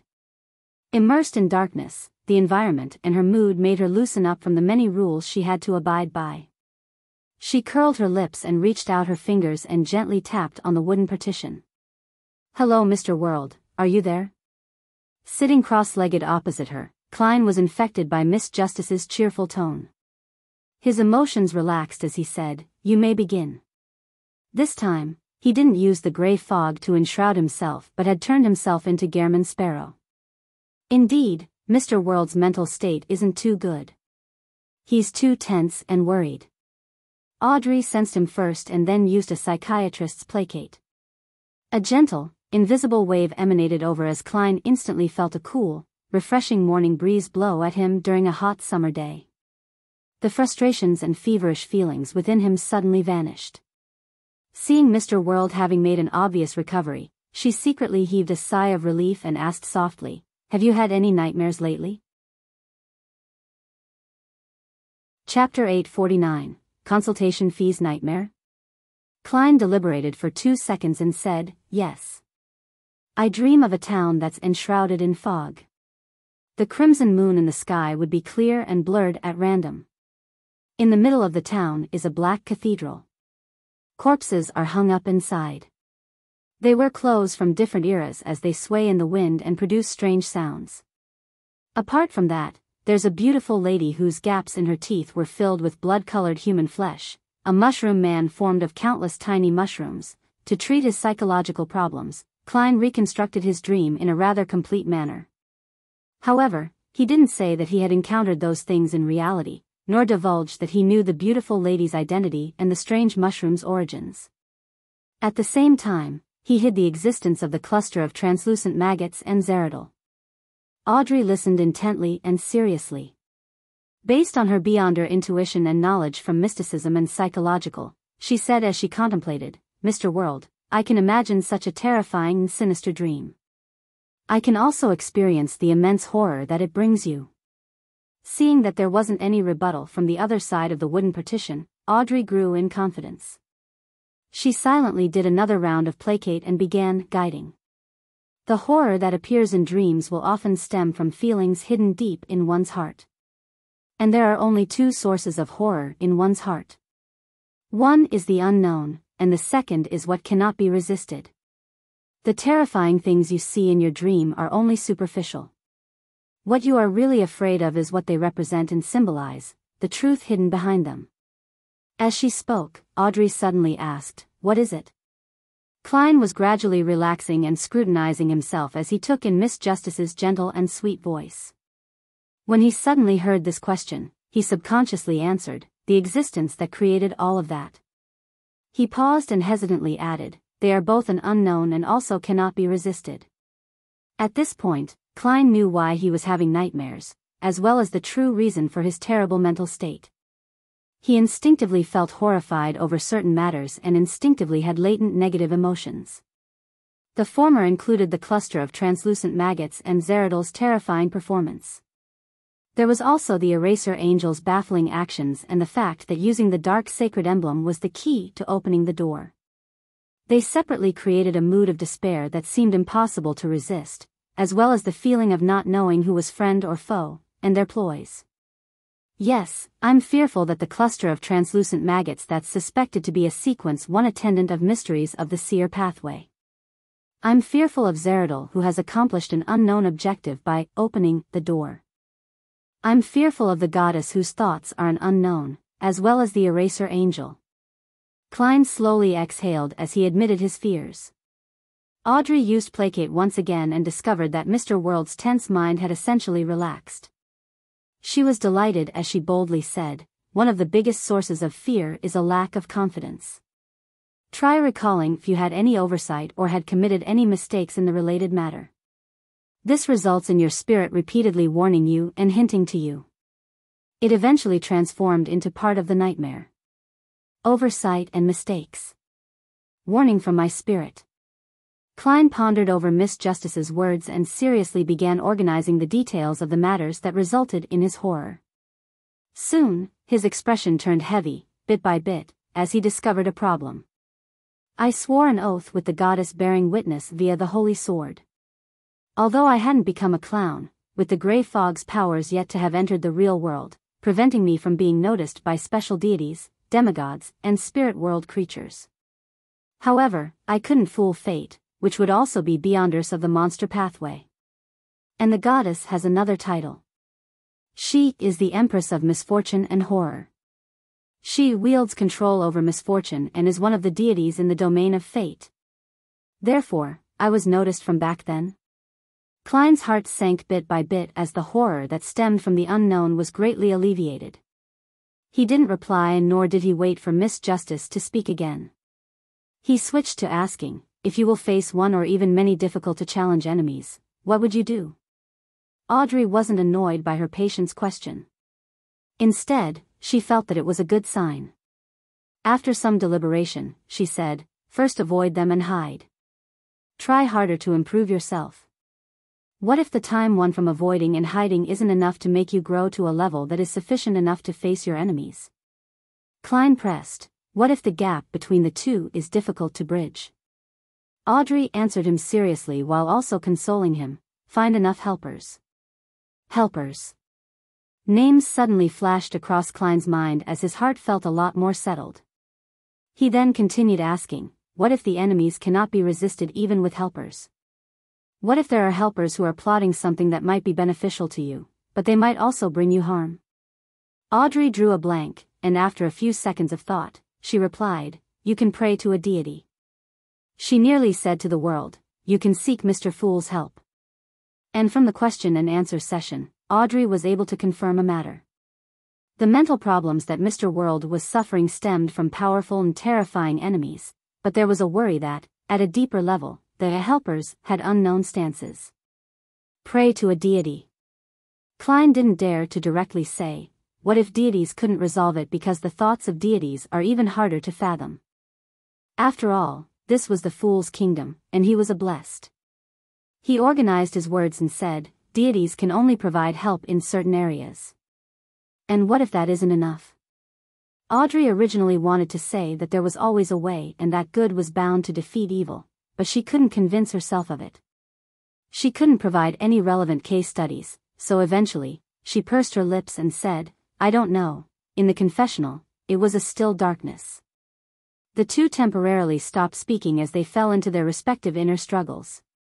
Finally, Audrey broke the silence and looked at the wooden partition. Regardless, something needs to be done. Work hard at it. You can't just give up like that and not put up a fight. That's right. At the very least, I still have many secrets and things to rely on. Klein closed his eyes as he leaned on the wooden plank.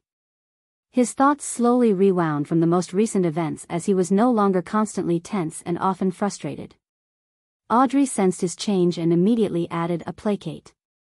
With that, Klein's mental condition was completely restored back to normal. I feel much better. Thank you for your treatment. What kind of consultation fee do you want? Klein offered. Actually, I should be the one thanking you for providing me an opportunity to handle a case. Audrey didn't really wish to collect any fees as she looked at the wooden partition in the darkness. She couldn't help but recall Mr. World's usual gloominess and coldness, as well as his experienced and ruthless demeanor. His mental problems likely also have to do with his personality. Audrey suddenly had an idea as she smiled. The consultation fee that I charge isn't much at all. Yeah, wish me happiness, what's going on? Klein was momentarily stunned. He nearly forgot he was wearing the facade of Gehrman Sparrow. This was a request he had never heard of before. Klein hesitated for a moment.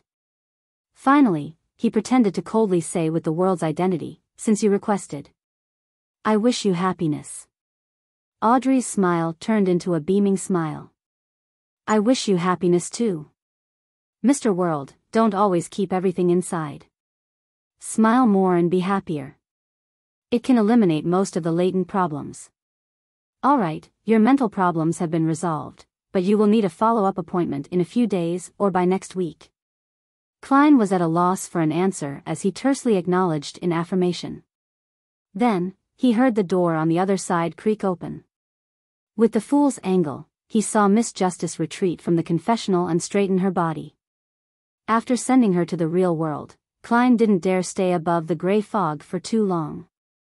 He quickly left and got into bed. At that moment, his mental condition had been restored. With his body and mind at ease, he realized something. He had digested quite a bit of his marionettist potion. The progress had surpassed his expectations. This is because I relied on my marionette to fool a demigod, Panatia, and orchestrated her and Mr. A to complete my planned-out performance at the Foggy Town. Therefore, apart from trying to hide behind the shadows and let every marionette have their own persona to make it more realistic, the marionettist principles include: use one's marionette as a guide to control the enemy to play the role of a puppet. Klein thought as he muttered inwardly in thought. He believed that he could digest the potion before the end of the year. He exhaled with mixed feelings as he turned his head and looked at the crimson moonlight that penetrated the curtains as he silently said, "That missing servant should have been found. The clues I left behind should have been discovered as well." In the basement of St. Samuel Cathedral, Leonard, Cindy, Bob, and company looked at Captain Soest, who had returned from a meeting, as they patiently waited for him to introduce new clues. Soest drank a mouthful of aromatic coffee and said, "The missing servant has been found. And in the room he was left in, there were some clothes left behind by the infiltrator. It has been confirmed that it belongs to the crazy adventurer, Gehrman Sparrow, who had previously been active at sea." Why did it involve another crazy adventurer? Leonard was somewhat puzzled as he directly asked, "When did he come to Backlund?" No one knows. The only thing that can be confirmed is that this crazy adventurer had appeared at sea in the recent few weeks and had hunted a few pirates, Soest said in an unhurried tone. The Church of Storms knows more. MI9 also seems to know quite a bit. The higher-ups will send people to liaise with them. Just as Soest finished his briefing, a telegram was sent over. It came from the Nighthawks in Desi. The content, which was decoded, read, "Dwayne Dantes' present identity is fake. In the past 10 years he spent in the southern continent, he had relied on adventuring to amass a significant amount of wealth. Further confirmation will require some time. As this place is very chaotic and there are often wars, the jurisdiction of zones are frequently changed." Chapter 850, The Devil is in the Details, sounds like a contrived story. Ever since the new sea route was discovered, there has been no end to stories of people becoming rich from taking risks, Soest casually commented on the content of the telegram. As he thought, he looked towards a particular red glove. "I recall that we had investigated Dwayne Dantes before and had an exchange with him in his dream." Yes, the red glove who was responsible for the task nodded and replied. "I didn't directly ask him about such matters, but I could tell that Dwayne Dantes was very familiar with the southern continent. He had plenty of experience there." Heh, that might be information that Dwayne Dantes deliberately revealed to you." Leonard had his doubts regarding the contents of the telegram, believing that this was another layer of disguise from an undying monster who had lived since the fourth epoch. However, he didn't inform his teammates about his conjectures, because he had no basis for them. Soest didn't pay great attention to the matter as he said, "Do you have any problems with the clues related to Gehrman Sparrow? Since this crazy adventurer was still at sea in recent weeks, when did he come to Backlund?" As a nightmare, Cindy repeated her doubts. "What I'm concerned about isn't the exact time, but whether he has the time to travel to Backlund. After all, we're rather far from the sea." Soest nodded gently and said, "In the meeting, a deacon raised this question. According to the time and venue of Gehrman Sparrow's last sighting, he normally has no way to arrive in Backlund last night and complete an infiltration. Of course, I'm referring to normal circumstances. The missing servant told us that when he was sweeping the square, he suddenly lost control of his body. He froze on the spot and was unable to cry for help. Then, he saw bright colors like an abstract oil painting, and he felt that his body was floating upwards. Later, he lost consciousness, and after awakening, he found himself in a room in East Borough. The former matches with the keeper's description of being possessed by a wraith. The latter is suspected to be a traveler's teleport. If it really is teleport, then Gehrman Sparrow can appear in Backland at any moment. As elites of the Nighthawks, the Red Gloves knew about the various Beyonder pathways far better than their colleagues which were at the same level. They were no strangers to wraiths and travelers. After listening to the captain's explanation, another Red Glove added in thought, "It's rumored that Admiral of Blood, who was hunted by Gehrman Sparrow, is a wraith." The details matched. And as for Gehrman Sparrow being able to obtain the powers to become a wraith, it wasn't unacceptable. The easiest method was to find an artisan to make one's prey into a mystical item. Cindy recalled even more information with this stimulus.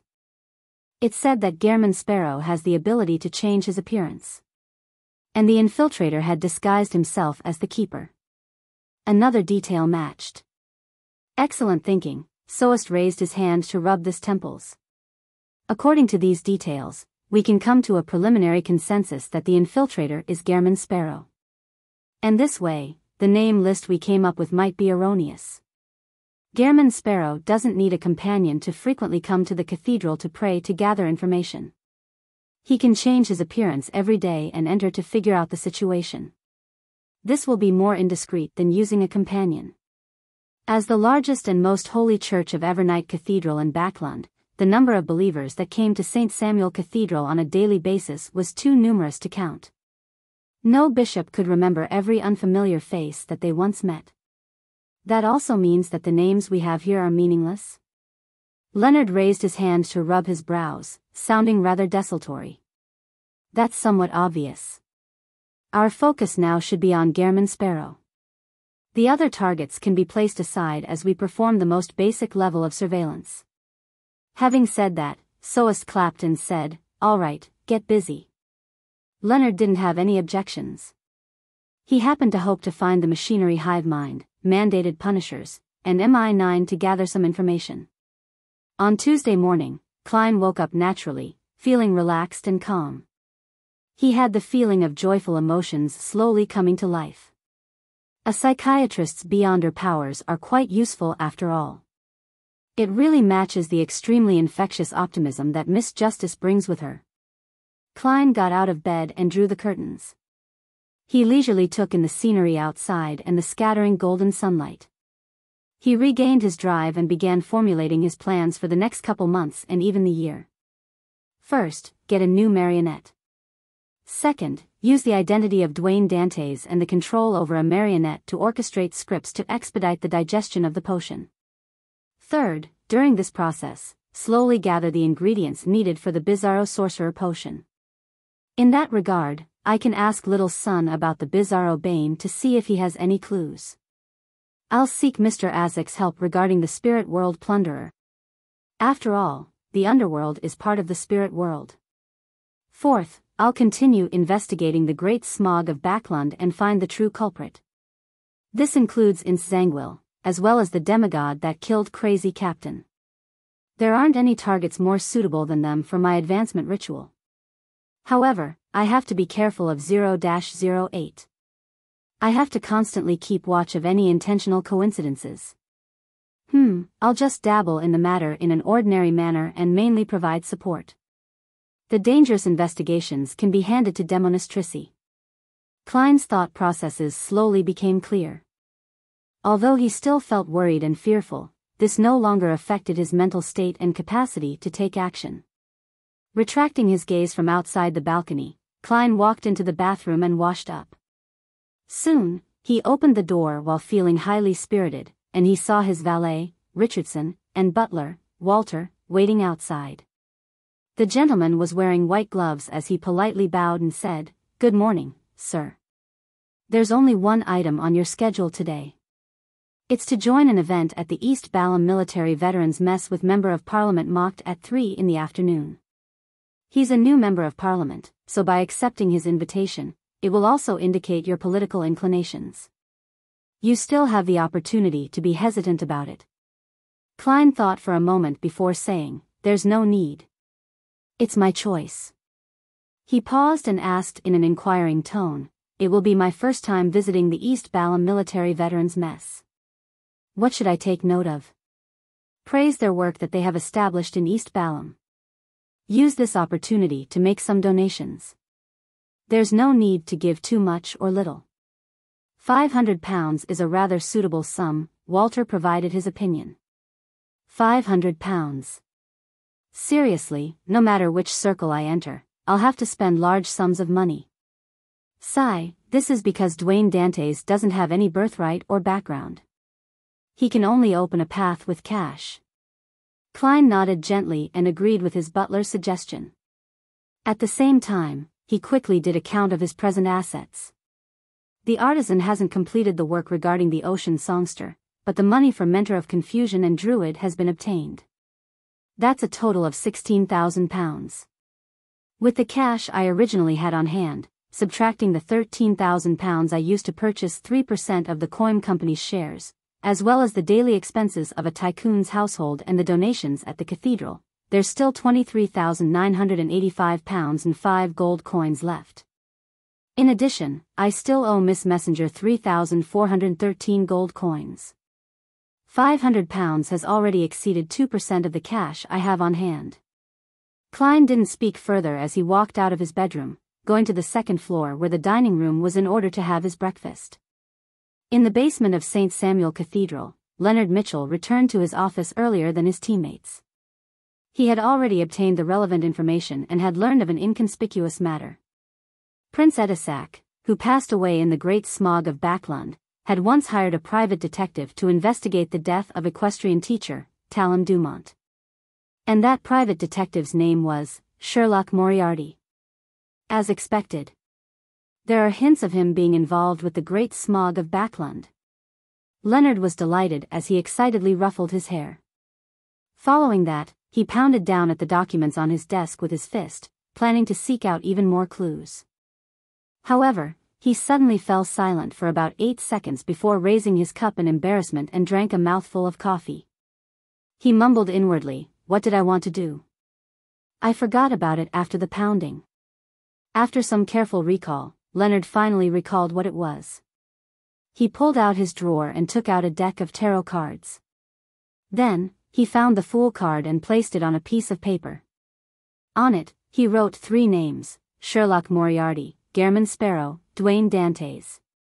After some hesitation, Leonard drew a line linking the 3 names to the Fool card, indicating that they might very well be members of a secret organization that believed in the Fool. Among them, he was most unsure of Gehrman Sparrow's identity as he wrote a question mark. Later, Leonard took out the Emperor card and stuck it beside the name, Sherlock Moriarty. He labeled it "Suspected to be." Gehrman Sparrow and Dwayne Dantes each correspond to a card? Leonard muttered silently. He took out the Crazy Adventurer's records and began reading them seriously. Suddenly, he found a date very familiar. Early January. Gehrman Sparrow's first appearance was in early January. No way. Leonard drew a gasp as he flipped through another set of documents. At the end of it were the words, "At the end of December, Sherlock Moriarty left Backlund and headed south for a vacation. He has yet to return. End of December. Early January. Backlund. Pritz Harbor. Gehrman Sparrow can change his appearance. No way." Leonard mumbled inwardly as he drew a dotted equality sign between Sherlock Moriarty and Gehrman Sparrow. This great detective is the key. Leonard found Sherlock Moriarty's portrait that he had drawn via a ritual as he carefully looked at it. After considering the point that looks could be changed, he began imagining the detective in different disguises. As he did it, Leonard's gaze froze bit by bit as he couldn't help but frown. Chapter 851, Dwayne Dantes's New Business. Leonard stared intently at the portrait of Sherlock Moriarty. His brain had just imagined what the latter would look like without glasses or a beard. Although this could be quite different from the actual situation and was more of a product of imagination, Leonard increasingly found Sherlock Moriarty very familiar, as though he had known him before. How is that possible? He's long dead. And I buried him with my own hands. Leonard couldn't help but shake his head as he muttered with a scoff. Just as he said that, his expression froze because the person in his memories held a huge secret. This person had strangely escaped the influence of 2-049 without the help of others.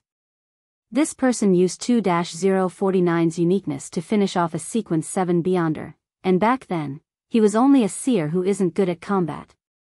This person had managed to summarize the acting method within a very short amount of time, and he had advanced to sequence 8 at an extraordinary pace. This person possessed a high-sequence sun domain charm and had used it with Captain Dunn Smith, who wielded a saint's ashes, successfully finishing off Megos, who was pregnant with an evil god spawn.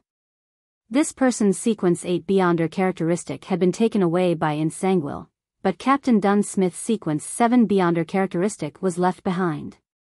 Perhaps it wasn't because Insanguil had taken away the Beyonder characteristic which had appeared, causing it to be missing from the scene, but that it had never formed to begin with. Leonard Moriarty suddenly jolted to his senses as he observed Sherlock Moriarty's portrait again. 10 seconds later, he squeezed the words through his clenched teeth. Klein Moretti. He found that the mysterious detective, Sherlock Moriarty, looked more and more like his former teammate, the hero who saved Tingen, Klein Moretti. And this was under the scenario of him being without the clear discrepancies of glasses and a beard. Leonard's had fingers clenched tightly at some point in time as his joints suffused with a whiteness. After a moment, he let out a clear pant as he picked up Sherlock Moriarty's dossier again. This time, he flipped with a target in mind, roughly to the time when Sherlock first appeared in Backlund, early September. And this wasn't long after Klein Moretti had been buried. Leonard Mitchell's green eyes turned dark as he instinctively flipped through the dossier. Then, he saw a name, Lenivis. This was one of the masterminds behind the evil god's descent in Tingen City. He was one of the main murderers who led to the death of Dunn Smith and Klein Moretti, and the other Nighthawks. And Sherlock Moriarty's second record in Backlund was his investigations at the dock for a serial murder, thus, bumping into the disguised Lenivis. After this, the true creator's plan of descending was foiled, and Lenivis died in the sewers. His body was scattered with tarot cards, making it identical in style to the subsequent hero bandit Black Emperor. He didn't forget the harm that swindler brought. Leonard whispered silently, his expression softening. He quickly flipped through the documents and sat in his chair, motionless for an extended period of time. It was as though he had fallen asleep from the shadows brought about by the light. After a few minutes, Leonard finally moved. He leaned into the chair and said in a deep voice, "Old man, do you think this detective, Sherlock Moriarty, resembles my teammate back in Tingen City, Klein Moretti?" In his mind, the aged voice said after some hesitation, "The one who joined the Nighthawks because of the Antigonus family's notebook." "Yes," Leonard answered in a heavy voice. In his body, the parasite said after 2 seconds, "There's some resemblance." After receiving the reply, Leonard once again fell silent. After a long while, he took out a gold pocket watch and snapped it open to determine that it was still morning. Leonard snapped the pocket watch closed and stood up, nearly overturning the stack of documents. He hurriedly reached out his hand and held on to the documents. Then, he left behind a note, saying that he had found certain clues and planned to head out to do some investigations, thus, making it possible that he would return very late. "Let me see if someone is pretending to be Tingen City's hero, or if you've always been wearing masks, a secret organization member who sneaked into the Nighthawks. Your true motives aren't much loftier than Insanguil. You were also targeting something behind Cheney's gate." Leonard no longer had that aloof attitude as his eyes narrowed as he quickly left St. Samuel Cathedral's basement. In Hillston Borough, outside a building with quite a unique architecture, Dwayne Dantes got off his carriage and saw the building that was built in the style of the late Fourth Epoch. The building was mostly comprised of huge stone slabs, creating a total of 4 stories. The windows on each level were like a door and it was matched with a tiny balcony. Its entire facade had been weathered by the elements, revealing a sandy yellow color. The stone columns and arches held up a refined porch that made it seem rather magnificent. This was the East Balam Military Veterans Mess. Klein waved his cane and pointed at the building before him and said with a smile, "It has quite a historic feel." Member of Parliament Mocked nodded in reply. "It's actually a building built in an ancient style, but it has more than 100 years of history." As he spoke, he led Dwayne Dantes into the club and said to the lady at the reception, "Dwayne Dantes, unofficial member. I'll be his recommender." With that said, he turned to the tycoon and explained, "Not only have you not served in East Balam, but you have never participated in the wars that happened there. You don't even have a military background, so there's no way for you to be an official member. However, even being an unofficial member will allow you free entry and the use of the various facilities. You will be able to enjoy the delicious food and alcohol, and get to know different friends." "That's exactly what I was hoping for." Klein nodded with a smile. After the beautiful lady who was of Southern Continent descent finished the registration, Mocked added, "There's no admission fee. It's £60 a year for the membership." With that said, he chuckled and said, "It's not expensive, even more so for you. Here, you will get to come into contact with all kinds of weapons. There are enough shooting ranges to provide you with shooting practice. You can even learn horse riding. At a club of this level, £60 really isn't expensive. After all, generals often appear here, and they have many famous chefs." Klein didn't speak further as he took out his wallet. He counted £60 and gave it to the receptionist, obtaining a badge with the logo of a forest, ocean, and blades. "This is a place filled with glory. I'm deeply impressed with your contributions in East Balam." As Klein wore the badge with a number on its back, he said to Mocked, "If I wish to contribute to the cause, who should I look for?" Mocked pointed at the receptionist. "Just give it to her. She will jot it down and announce it on the notice board over there." Klein nodded slightly and said, "All right." He then turned his head and made Richardson take out the £500 he had already prepared. After giving the donation, Klein passed through the beautifully decorated foyer with Mocked, arriving at a room that resembled an activity room. As for his valet, Richardson remained outside in the break room. There were snacks, tea, and coffee there. In the small room, through Mock's introductions, Klein got to know 5 officers who were either still in service or were retired. Apart from a particular House of Commons member of Parliament, the highest-ranking epaulet was Colonel Calvin. He was presently working at the Lone Kingdom's Ministry of Defense. However, his actual position was unknown. According to what Klein knew, for quasi-high-ranking members of the military at the rank of colonel, they were mostly beyonders, mid-sequence beyonders. Mocked, Calvin, and company quickly began chatting. Klein didn't interject as he seriously listened to their conversations, occasionally echoing a sentence or two. In this relaxed atmosphere, Calvin suddenly turned his head and said to Dwayne Dantes, "I heard you were often active in West Balam?" The colonel had a long face like a donkey's, but it didn't look comical at all. His gaze was rather deep.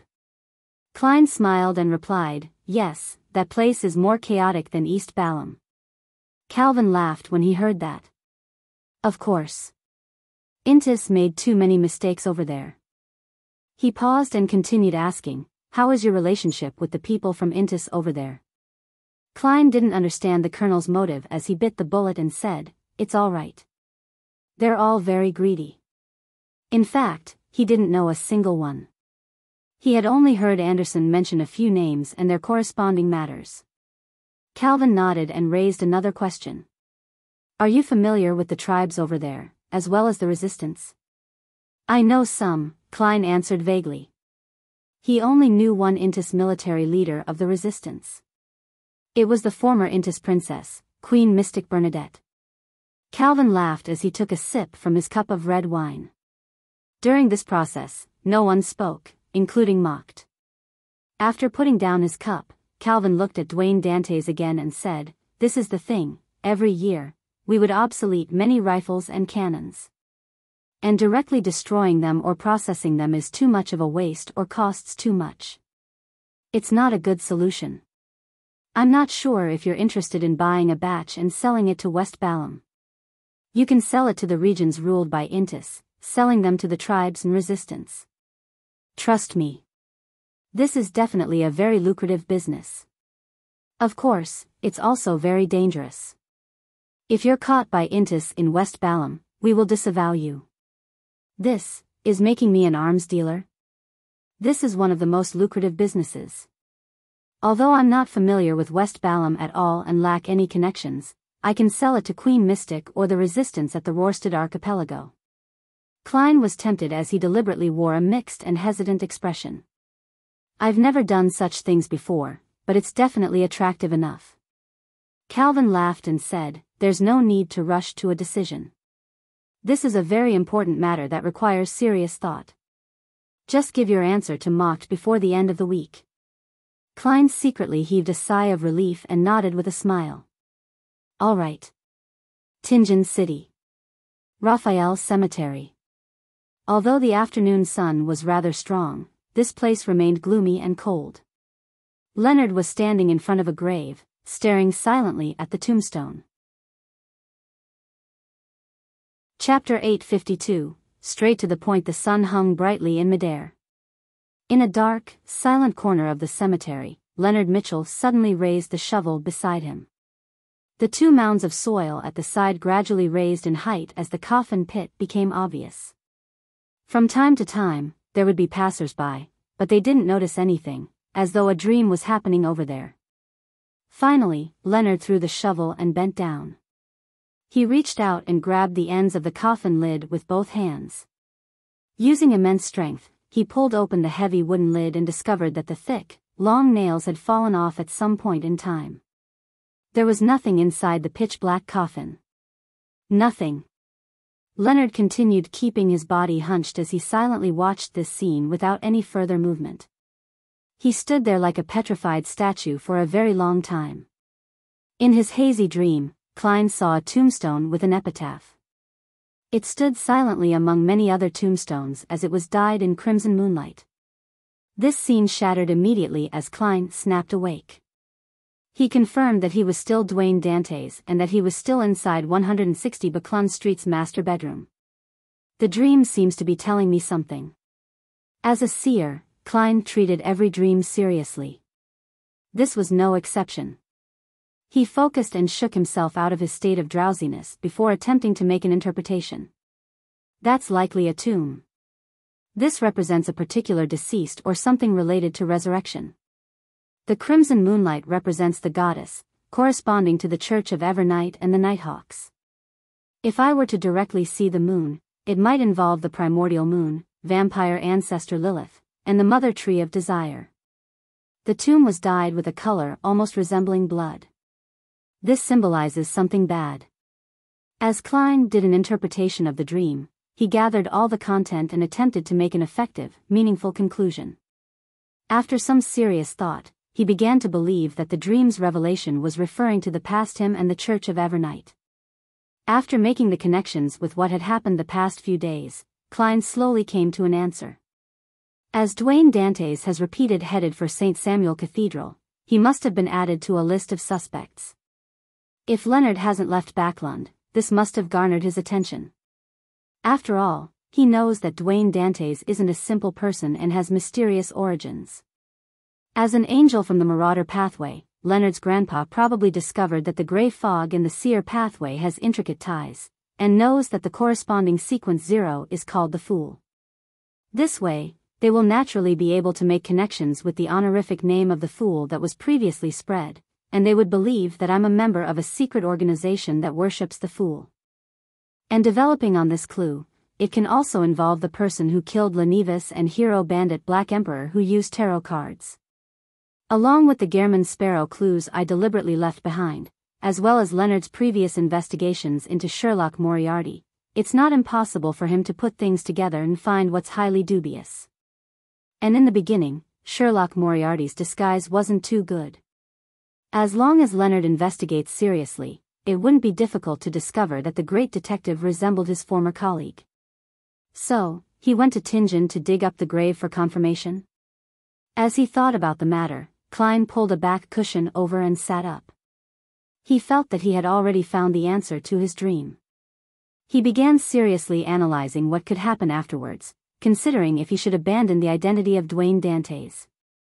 Leonard has no way of conveying his theories and conclusion to the other Nighthawks because he won't be able to explain the key points for his inference.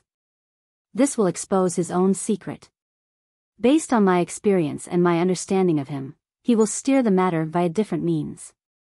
This will be more complicated and troublesome, wasting even more time. Before that happens, I should find him and give him another warning. It should snuff out whatever is on his mind. After all, the church didn't suffer any material loss, nor did anyone die. Yes, for Dwayne Dantes, I have taken note of the time. I specially created tracks of my activity in the southern continent over the past few months, staggering it with the decline of Gehrman Sparrow's sightings. And this involves the Intis colony, so it will be rather difficult to verify the matter. That also means that Leonard has, at best, figured out that Gehrman Sparrow equals Sherlock Moriarty equals Klein Moretti. He will just believe that I'm in cahoots with them, part of a secret organization that believes in the fool. To him, Dwayne Dantes is a powerful, mysterious beyonder who can sense the grandpa in him, a demigod. This is an obvious discrepancy with the other identities. Klein soon came up with countermeasures as he turned his attention to the matter he encountered at East Balam Military Veterans Mess in the afternoon. Why would they directly seek me out for such a private arms deal? I just established a friendship with Mocked and hadn't experienced any tests.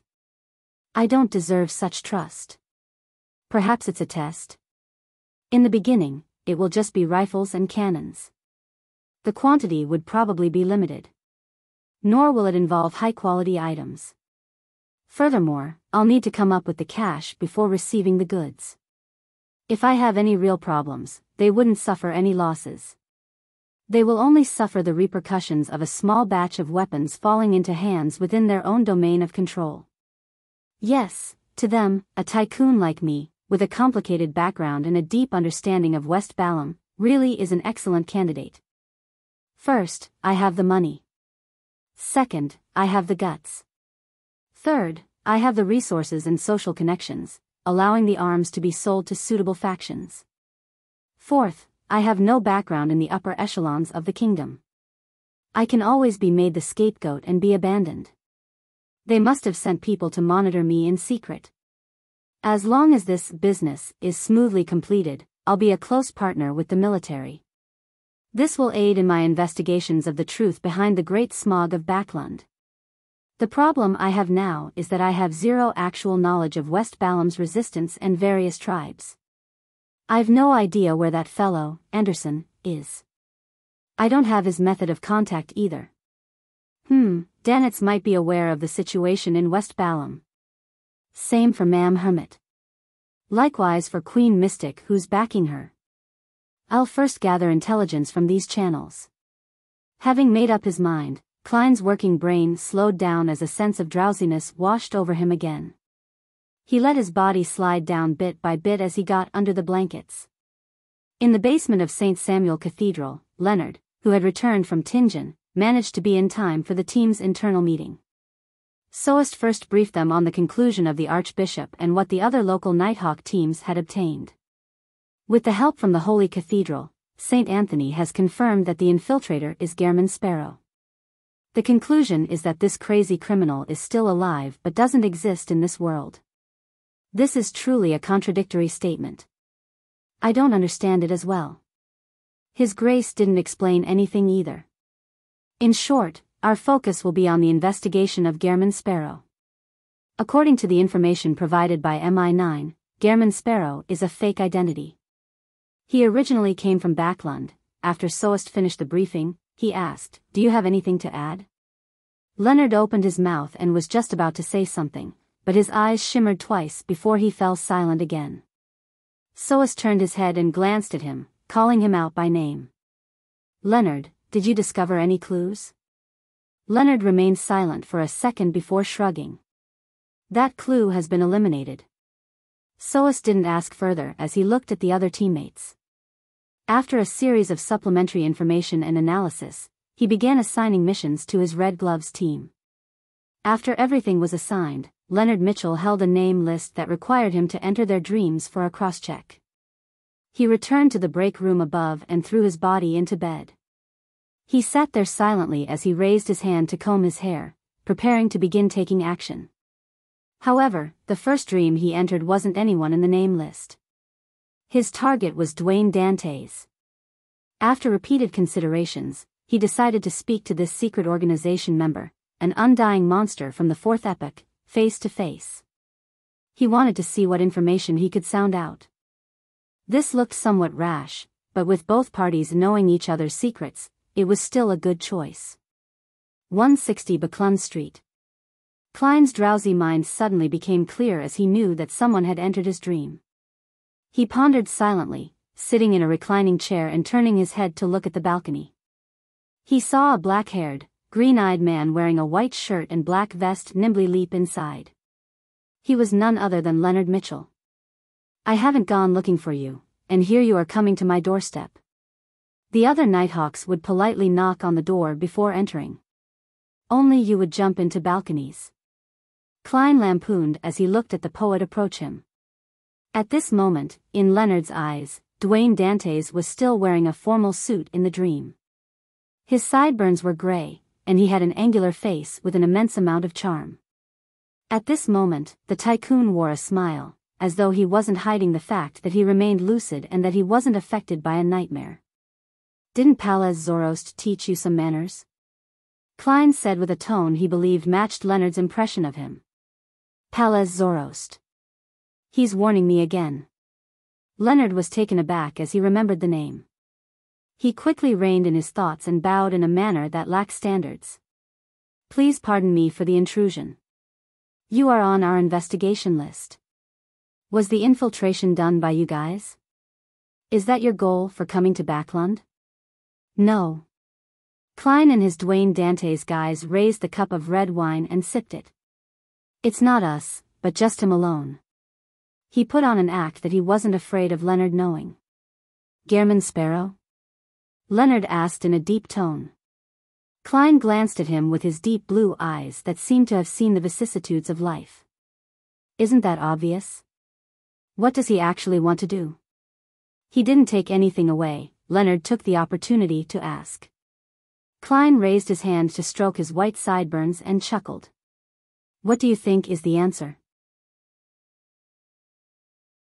Chapter 853, Comparison of Experience in Sophistry. What do I think?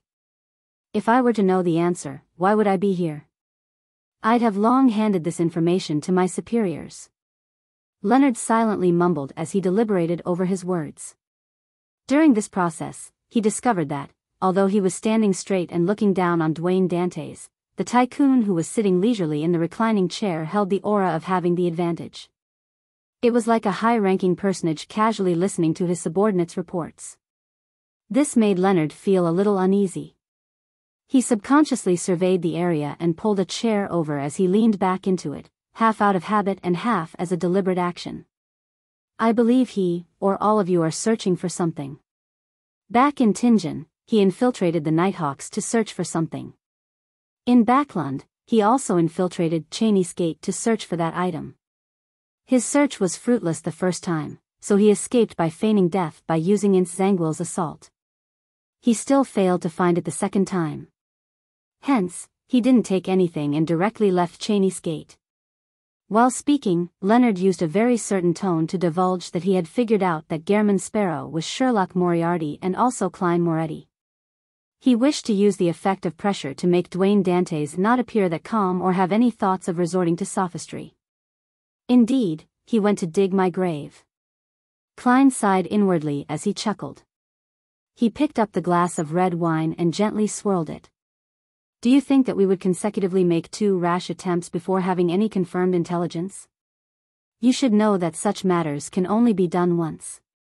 Once there's a failure, there's no way it can succeed again. Therefore, who would use an operation to verify one's guess when the target isn't clear? He has tacitly confirmed my explanation.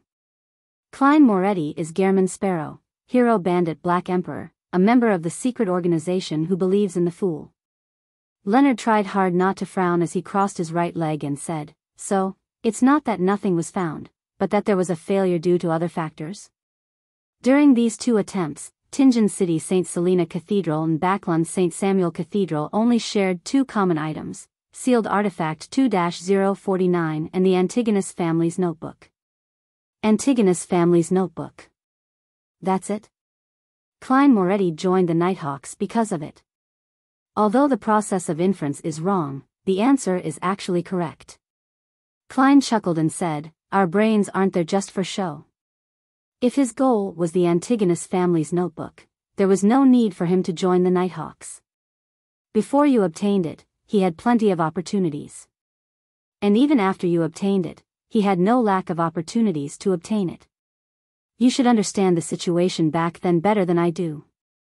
Also, since the target was the Antigonus family's notebook, why didn't he take it away? Upon being mocked by Dwayne Dantes, Leonard Mitchell realized that the theory he came up with on the spot was filled with logical contradictions. He felt ashamed as he showed some anger. He slowly took a deep breath and said, then why would he infiltrate Cheney's gate using two different methods? And not only didn't he take something away, but he didn't even leave anything behind. He even entered a strange state. Just as Leonard said that, he saw Dwayne Dantes with his gray sideburns produce a deep, profound smile. I'm not sure of the reason for the latter matters. Perhaps you should ask the Evernight goddess. Goddess.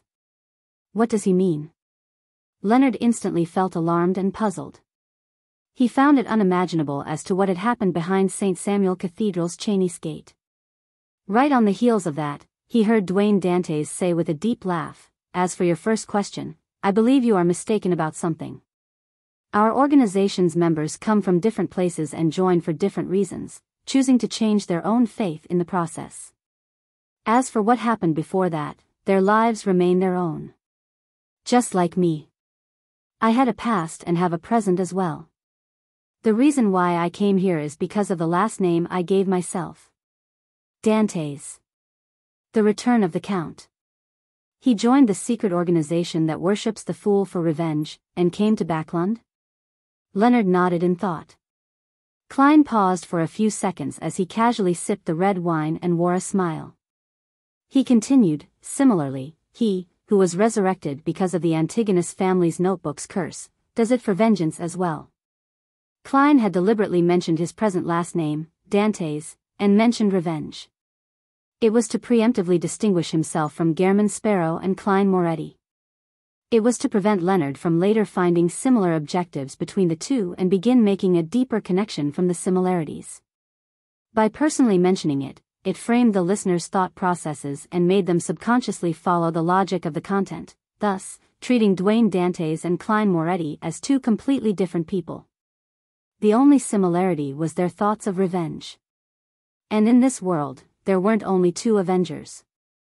Leonard lowered his crossed right leg unknowingly as he leaned forward. Vengeance? Who does he wish to seek revenge on? After asking the question, the elegant and handsome middle-aged gentleman curled the corners of his lips. Lenivus Ann. Ince Zangwill. Ince Zangwill, Leonard blurted out as he couldn't help but have his expression repeatedly change. Finally, he fell silent. His green eyes looked ahead, unfocused, his thoughts a mystery. Phew. After a long silence, Leonard exhaled and released his originally clenched hands. He asked with his voice a little hoarse, "Lenivus was really killed by him?" "Of course," Klein secretly sighed as he replied calmly. Leonard's mouth gaped open as though he wished to say something, but he didn't. He tightly pursed his lips.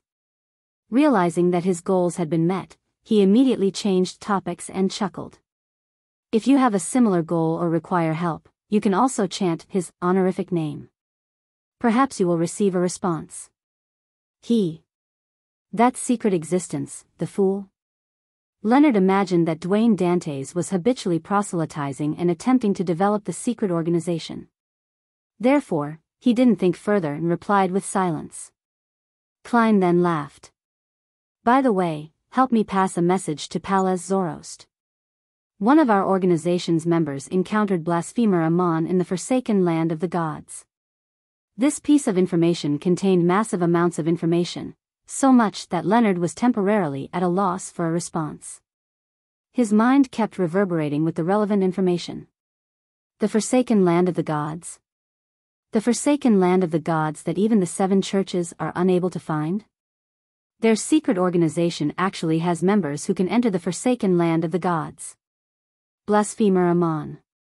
Old man told me that he's hiding from a high-sequence beyonder with the last name Amon.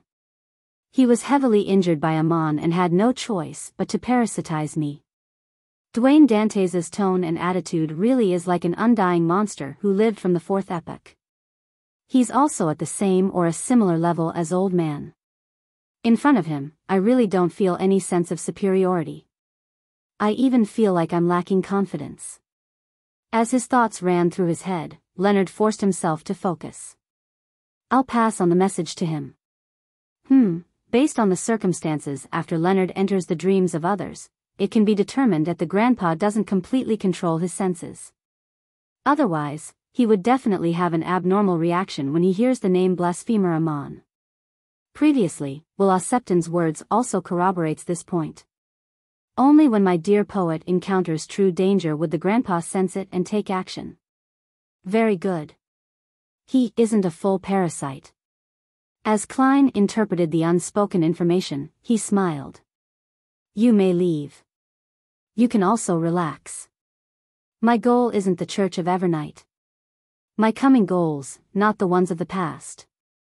Klein silently added inwardly. Leonard had already received enough information, thus, he didn't dare overstay his welcome. He got up and bowed. Then, he left Dwayne Dantes' dream.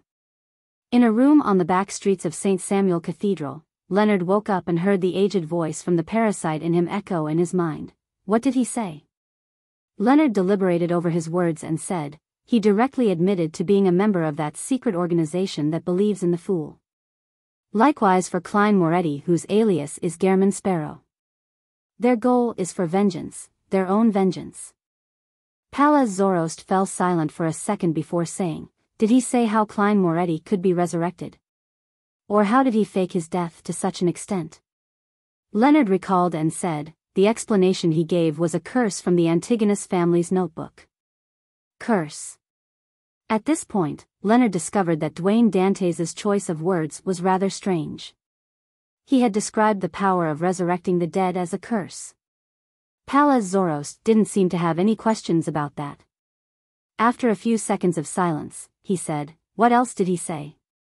Leonard didn't hide it from him and said frankly, he mentioned Blasphemer Amon, saying that a member of their organization met him in the forsaken land of the gods. Old man, is that the Amon you mentioned? The aged voice replied after a while, probably. He paused for a moment before saying, I believe that Dwayne Dantes, no, the fool that's backing him, might be some old friend of mine. Old man believes that he's at a higher level than Dwayne Dantes, or even higher. He's a grounded angel? Leonard thought and asked, which old friend? Palaz Zoroast didn't answer as he asked, are you going to find an opportunity to reveal the situation about Dwayne Dantes and Klein Moretti? Leonard suddenly fell silent and only heavily said more than 10 seconds later, not for now. Perhaps he and I, and them, have the chance of working together. And the church didn't suffer any material loss this time. The parasite inside him didn't say a word, as though he had fallen asleep. Leonard slowly looked up and read the information in front of him. His eyes turned dark as he muttered, he's overtaken me by leaps and bounds. Chapter 854, Confession. Early morning, 160 Buckland Street. After Klein got out of bed and washed up, he didn't rush to leave the bathroom. He took 4 steps counterclockwise and headed above the gray fog. He then conjured the world Gehrman Sparrow and made the fake person pray piously, Honorable Mr. Fool, please pass on the message to Danitz. I need him to provide me information on West Balam. It's best if he includes his social connections. Also, get him to be careful of the Church of Evernight for the time being. Above the Golden Dream, Danitz, who saw the sun earlier than Backlund, was holding a cup of malt beer as he sat in the shadows, hiding away from the vile sunlight. Lessons will begin in another 15 minutes. Captain said that a treasure hunter must have a sufficiently good grasp of mathematics. Sigh, this is really such a headache, but it's also something to look forward to. Dogs hit. Danitz placed one hand on his knee as he downed a mouthful of beer. At this moment, the gray fog emanated in front of him. The blurry figure that looked down from above appeared as Danitz's ears resounded with Gehrman Sparrow's voice. Information on West Balam? Although we've been there to search for lost ancient treasure and got to know a few tribal natives, that is pretty much it. There won't be much that I can tell him about. This is so troublesome. I'll have to do all sorts of work again. Why does Gehrman Sparrow get involved in so many things? Danitz silently grumbled as he vigilantly glanced to his sides, afraid that the madman would suddenly appear. He drew a breath upon considering how he wanted to become stronger. He didn't wish to be of no help when his captain met with danger, having to shamefully hide at the back. Danitz slapped his face a few times with his free hand before standing up. He immediately left the shadows and found Iron Skin and Bucket. He asked them in detail about West Balam's situation and who he should ask for the various matters, only to obtain a unanimous answer: Captain Edwina Edwards, or Anderson Hood, who previously joined our bonfire on the ship. Will she be suspicious if I directly ask Captain, making her believe that I have a secret and am secretly working for someone else? But I've no idea where that fellow, Anderson, has gone to. Dogs hit. Danitz fell into a dilemma as he couldn't help but think about something else, recalling Gehrman Sparrow's last words: "Be careful of the Church of Evernight." Danitz wasn't a fool. He knew that a matter that the crazy adventurer emphasized was something important. It also meant that he believed that he had a high chance of being an important target of the Church of Evernight. He would be wildly pursued by the Red Gloves. Apart from the Church of Evernight, the Church of Storms, and the military are targeting me as well. It's said that they have each sent a squad. Danitz thought as his heart palpitated. He soon revealed a puzzled and bitter look as he muttered to himself, "But I haven't done anything." After passing the message about gathering information on West Balam to Admiral of Stars Catlia, Klein left the area above the gray fog and returned to the real world. Like every other day, he had his breakfast and had lessons. After he woke up from his afternoon nap, with Richardson's help, he changed into a formal suit for an excursion. He got into the carriage that had already been waiting for him at the door. Head to St. Samuel Cathedral, Klein leaned on the carriage wall as he instructed the carriage driver.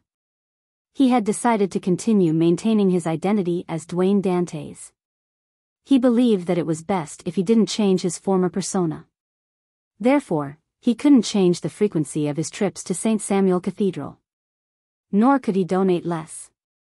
Besides, this can effectively wipe away any suspicion they have of me. After all, it's hard to imagine that the criminal who infiltrated Cheney's Gate hadn't stayed behind but would saunter into the cathedral as though nothing had happened. I'll have to thank Emperor Roselle for not plagiarizing criminal psychology.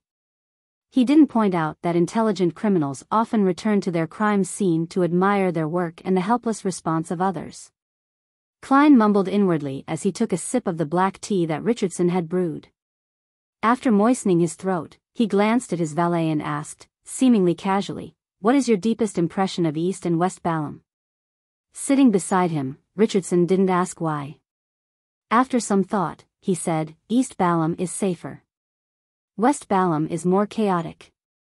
After giving a simple answer, Richardson turned to look at his employer, only to see Dwayne Dantes with his eyes half closed as though he wanted him to continue. Richardson scratched his ear and deliberated over his words. "There's also poverty, hunger, and whip abuse. People from East and West Balam originally worshipped death. Later, due to the perks of believing in the deities like the goddess, Lord of Storms, and the eternal blazing sun, allowing them to boost their statuses and receive protection from the cathedral, there was a large-scale change of faith. However, as the number of believers increased, that special status was quickly removed. The people of the lower class began worshipping death again in secret. It's more obvious for the more messy West Balam in regards to this point. The descendants of death often receive a great deal of support. This is what my father of mine occasionally mentions after he's drunk. Klein listened in silence and didn't stop his valet's recount, nor did he probe deeper. Soon, the carriage arrived outside St. Samuel Cathedral. Klein first took in the sight of the white flying pigeons before entering the prayer hall. He took off his hat and handed it together with his cane to Richardson. He randomly found a seat and looked at the altar in the darkness. He watched the stars and the dark sacred emblem as unease, embarrassment, and a lack of confidence arose in him. If he had guessed correctly, ever since he made contact with the holy sword and made a vow, the goddess had likely taken notice of him. Every time he entered the cathedral to pretend like he was praying, it had the feeling like the emperor's new clothes. I wonder what the goddess's opinion on this is. And what position is the church taking? I'll probe first. Klein clasped his hands and held it to his nose, looking as though he was praying seriously.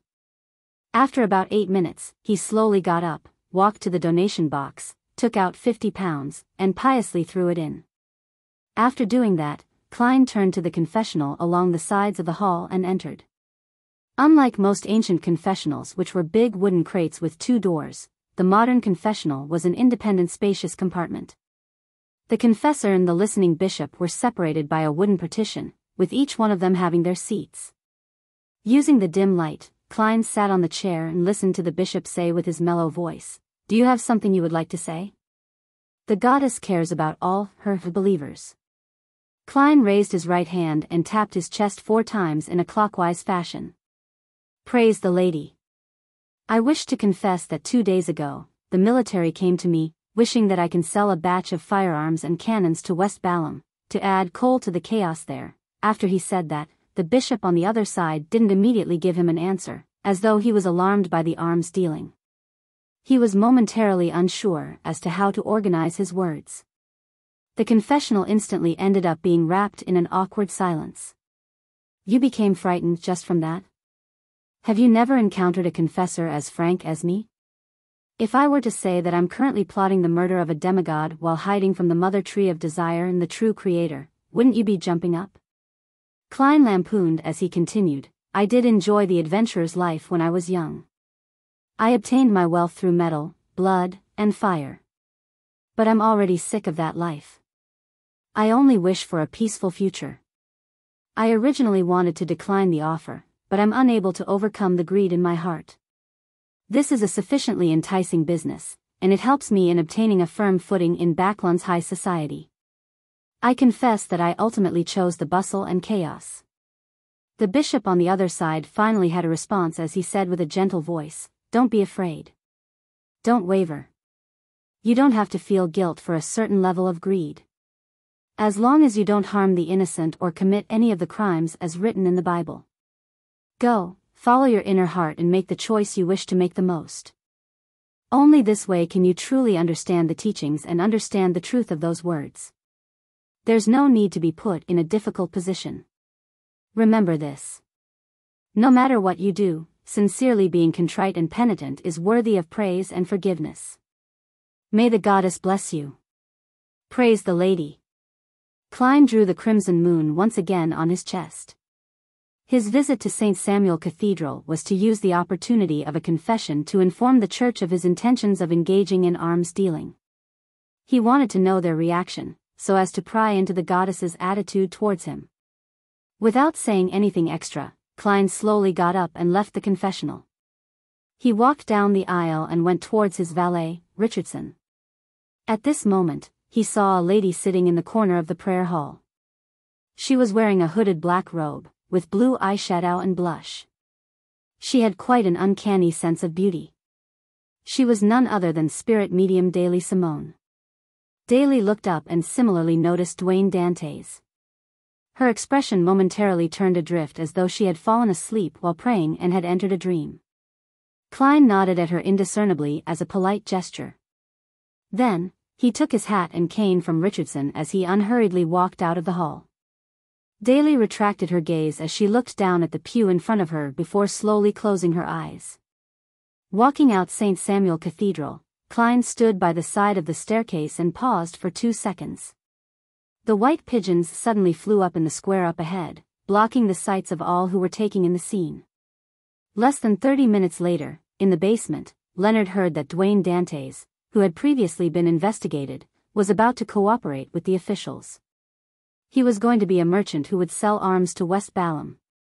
What is he trying to do? Leonard frowned, little by little, completely at a loss as to what the undying monster's thoughts were. Chapter 855. New visitor. As he returned from St. Samuel Cathedral to 160 Buckland Street, Klein saw his white-gloved butler, Walter, walk up to him. "Sir, someone delivered a name card. He said that his employer wishes to visit you from 4 to 5, Walter said with a staid expression. Klein tried figuring out who the visitor was, but he had no clue. He nodded gently and said, "Who's his employer?" Walter darted his gaze around and saw that the other servants were rather far away. He then replied, "Baron Sindras." Baron Sindras. That millionaire tycoon who obtained his aristocratic title with the help of the Conservative Party and Duke Negan, and is also one of the most famous bankers and entrepreneurs in the kingdom? I previously helped Ma'am Mary purchase the Coin Company shares. The competitor happens to be him and his friends. He's visiting me personally for that matter. It's only a transaction worth about £13,000. It shouldn't be something that requires him to go this far. As Klein's mind raced, he walked to the staircase that led to the second floor. Walter walked half a step behind him as he said, "Sir, if you don't wish to meet Baron Sindras, I'll inform him that you got caught up at St. Samuel Cathedral, listening to the bishop's preachings, and might return very late." In between the lines, the butler was saying that Baron Sindras was a believer of the Lord of Storms. It was impossible for him to head directly to St. Samuel Cathedral to seek him out. Klein thought and smiled before gently saying, "This is a noble who has immense influence in the banking industry. I'll definitely come across him in the future, so I have to meet him." Arrange the meeting to be at the small living room on the second floor where there's the most sunlight. According to what Klein knew, Baron Sindras was the third largest shareholder of Backland Bank and the largest shareholder of Southville People's Bank. In Lone Kingdom's banking industry, he was definitely one of the few people with the greatest influence. "Yes, sir." Walter didn't nag on. At 4:10, Klein met the visitor who often appeared on the papers, in the predetermined living room. The only thing that was different and deviated from his expectations was that Backland turned cloudy after 3. The weather had turned dark and began drizzling. It didn't bring in the bright and warm sunshine. Baron Sindras was identical to how he looked on the papers. He had black hair mixed with some white hair that was neatly combed backward, revealing his broad forehead and receding hairline. His face was rather round, but it lacked the flesh needed to support it. His cheekbones were rather high, and his wrinkles were obvious. Unlike most Loanese his age, Baron Sindras didn't have any facial hair. He was clean-shaven, and his light blue eyes were nearly colorless. Beside him were a valet and bodyguard. They were the kind of people that didn't attract much attention. The former's greatest characteristic was his thin hair, while the latter had short hair if you didn't count the thick beard that reached down from his ears. "Good afternoon, Lord Sindras. It's my honor to have you here as my guest." Klein held his hand to his chest as he bowed. Usually, a host would mostly lean their bodies forward and reach out their right hand for a handshake when greeting a guest, but at this moment, he was in front of a noble, thus, requiring him to be more courteous. Baron Sindras nodded gently as he smiled in response. "You're being polite. I should have visited you a long time ago, Dwayne Dantes, an experienced gentleman who knows much about the southern continent." After exchanging some pleasantries, the two took their seats while the valets and bodyguards settled by the side. Klein was just about to say something when Baron Sindras said with a genial tone, "Dantes, I'm really impressed with people like you. Not everyone can obtain riches from the chaos in the southern continent. This requires plenty of guts and the courage to face adversity, as well as stunning judgment. Back when I was facing bankruptcy, I had entertained the idea of starting anew in the southern continent, but unfortunately, I'm not a brave man." Although Baron Sindras later became a noble, he wasn't a commoner in the true sense of the word. His great-grandfather and grandfather had benefited from the development of the colonies, earning them plenty of money from the sea trade. They were rather successful merchants. As for his father, he had invested in industries, building up his reputation and acquiring several factories. When it came to his generation, he blitzed into the developing banking industry with his sizable wealth, becoming one of the earliest millionaires in loan.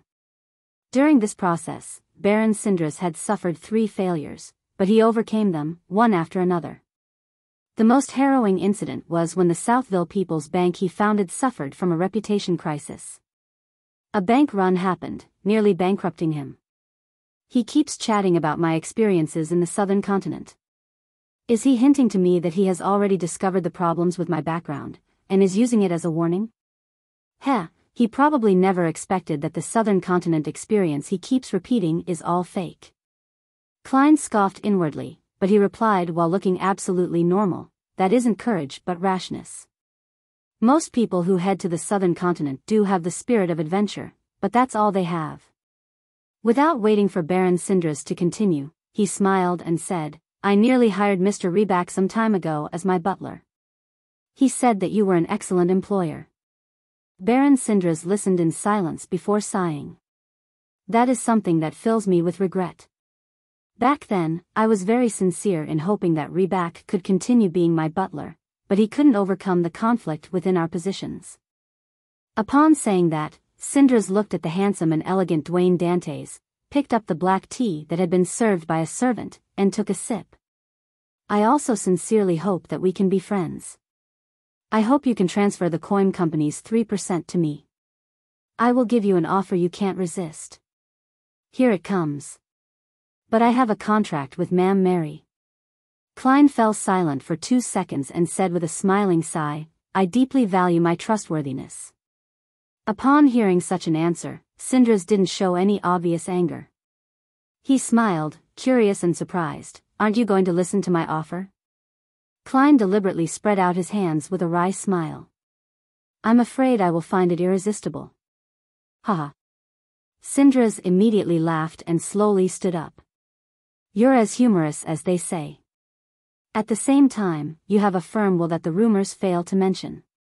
He looked at his bodyguard and valet before saying to Dwayne Dantes with a smile, being a partner with you is definitely better than being a competitor. All right, it's time that I leave. There are many things that require my attention. Is this sincere praise, or a veiled threat? Klein wasn't a spectator, so he wasn't able to interpret the subtleties. All he could do was shamelessly reply, likewise. I look forward to having the opportunity to cooperate with you in other domains, Lord Sindras. Dressed in a formal suit and a tie, Baron Sindras smiled and nodded. Without saying another word, he was led out of the main door by Dwayne Dantes and his butler and valet. As he watched the luxurious carriage disappear into the distance, Butler Walter suddenly said, Sir, should I hire some temporary bodyguards? Klein nearly failed to understand his butler. Seeing his employer's expression remain unperturbed, Walter added, at times, competition in business can endanger one's personal safety. Mr. Butler also noticed the veiled threats by Baron Sindras. Klein curled the corners of his lips and said, I'm not too worried because this is Backlund. Because my name is known at the Church of Evernight. Because I'm about to cooperate with the military. Therefore, I'm not afraid of suffering any form of retaliation in the Beyonder domain, and I'm not afraid that matters will develop like with the Intis ambassador. Besides, Baron Sindras is a successful man with status and power. He won't be that rash. Klein thought inwardly. When Walter attempted to continue, Klein chuckled and said, however, being careful is forever a good habit. You can hire 2 bodyguards. Let them secretly provide me with protection. Try to not have them be discovered by the servants at home. Yes, sir, Walter immediately replied. Klein thought for a moment and said, make a trip to Member of Parliament Mock's place. Invite him to dinner at the Intis Renzo restaurant tomorrow along with his wife and daughter. If they have a prior commitment, we can postpone it to another day. He planned on informing Mock that he planned on taking the military's test and completing the small arms deal. The most convenient method was to visit Mocked at his residence and mention it in passing, but considering how there might be a demigod of the marauder pathway around Hazel, any close contact might result in the aura of the gray fog on him being detected. Therefore, Klein changed his plans and decided to have the venue to be at a restaurant. This way, based on his judgment, the demigod which had failed to parasitize Hazel was unlikely to accompany her. Zio hid in the shadows of the woods as she watched a brown carriage slowly drive past and turn into a particular street in Empress Borough. There was an obvious coat of arms on the carriage. It was mainly a flower and 2 rings. They belonged to the captain of the Lone Kingdom's royal guards, Viscount Stratford. Realizing that she had made 0 discoveries, she gloomily left her hiding spot and took a nearby public carriage. She returned straight to the Backlund Bridge area and walked into East Borough. Upon coming to the Dharavi Streets bar, Zio easily walked to the bar counter as the drunkards avoided her. She directly asked the bartender who was wiping a cup, any new jobs. The bartender immediately smiled. Yes. Butler Walter, who previously offered a £200 bounty for a few cheats, has offered a new job. It's very simple.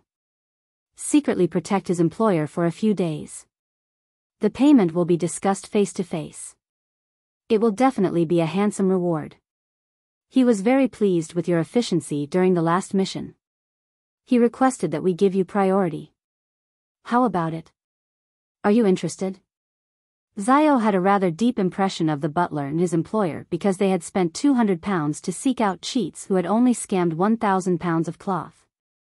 Very generous, and he's quick to pay. Zio did a slight recall before nodding and saying, all right. Chapter 856, Bodyguards arrive in an apartment in Sherwood Borough. Just as Zio entered, she caught the scent of fried food. She couldn't help but twitch her nose and looked towards the kitchen. Furs? Would there be anyone else? Furs peeked her head out from the kitchen and asked with a smile. Zio put down the papers in her hand, half surprised and half grumbling. Do you still remember how long it's been since you stepped into a kitchen? Making toast in the morning doesn't count. Furs returned to the kitchen, leaving only her voice behind. I choose the food outside because they're better. And now, the surrounding streets don't have any good fried chicken. I suddenly had cravings for it. When it comes to Indus cuisine, I like it the most. Zio walked to the kitchen and leaned against the door frame as she watched Furs busily prepare dinner. She deliberated and said, I received a job. £100 a day. Ranging from 3 to 5 days, but I need another helper. Weren't you previously lacking in money? Why don't we do it together? Actually, my financial situation has improved.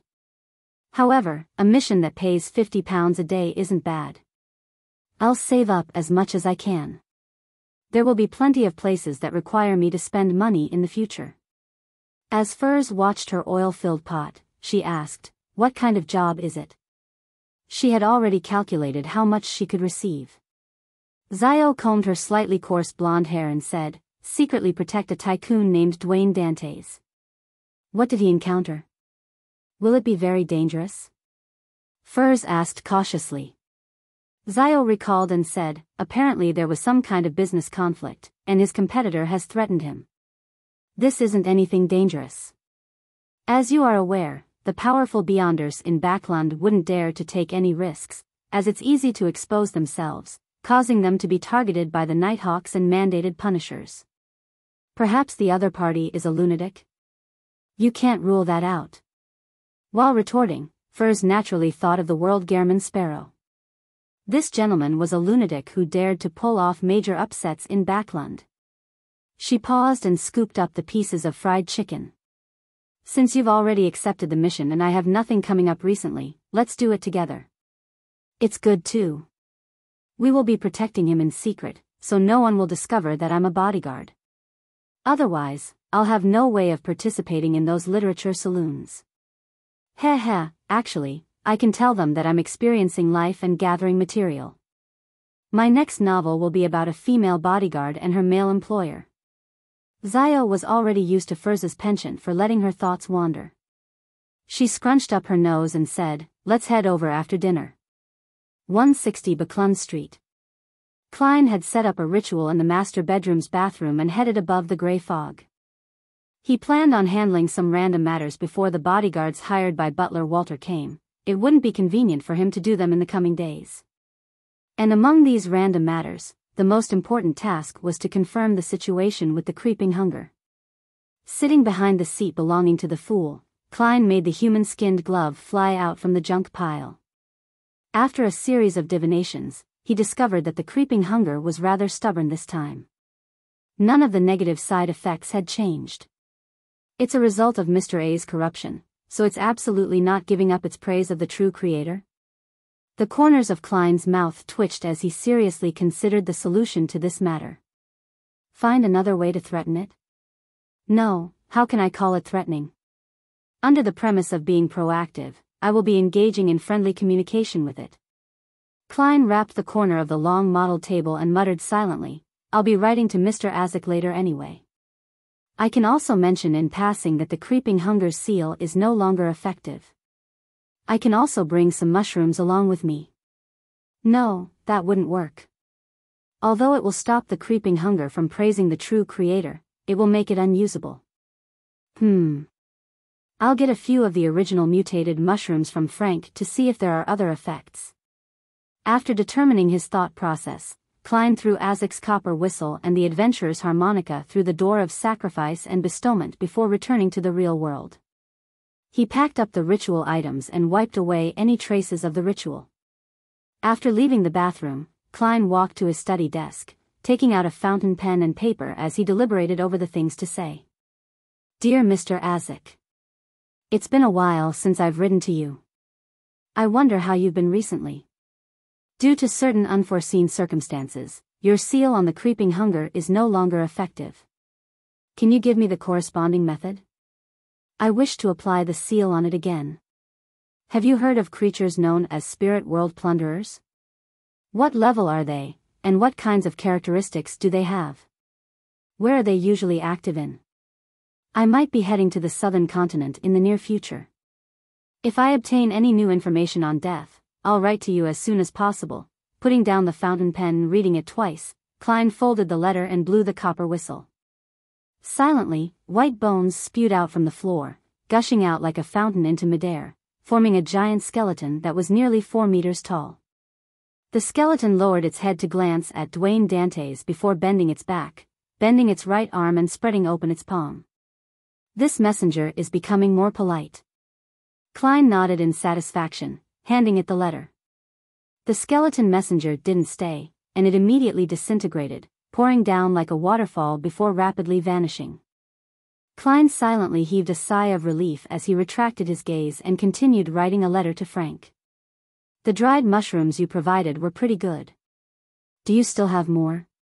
Do you find the idea I previously mentioned viable? If you encounter any difficulties during the research process, you can write to me. After folding the letter, Klein blew into the adventurer's harmonica. He saw Miss Messenger Rionette Tinker appear by his side. She still lacked a head as she wore a complicated black dress while holding 4 beautiful blonde, red-eyed heads. Can you lock onto Frank Lee? Klein asked rather confidently. After all, Miss Messenger was unlike ordinary messengers. She was a spirit world creature at the demigod level. Under normal circumstances, a messenger could only locate the contractor or the person who held the summoning ritual. As for the latter, there was a limitation. Once the ritual was too far away, the messenger wouldn't be able to find them. Rionette Tinker's 4 heads turned in unison and looked at Klein. Yes, it's that man who wants to plant everything, right? What did Frank do to leave such a deep impression on Miss Messenger? Back when I replied, she even said that she hoped that he wasn't dead. Klein nodded seriously. Yes. Rionette Tinker's 4 heads spoke one after another.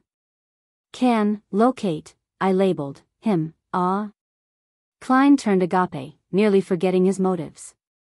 Poor Frank, no, the great and powerful Frank. He actually got Miss Messenger to specially label him. May the goddess watch over him. Klein silently exhaled and handed the letter to Rionette Tinker.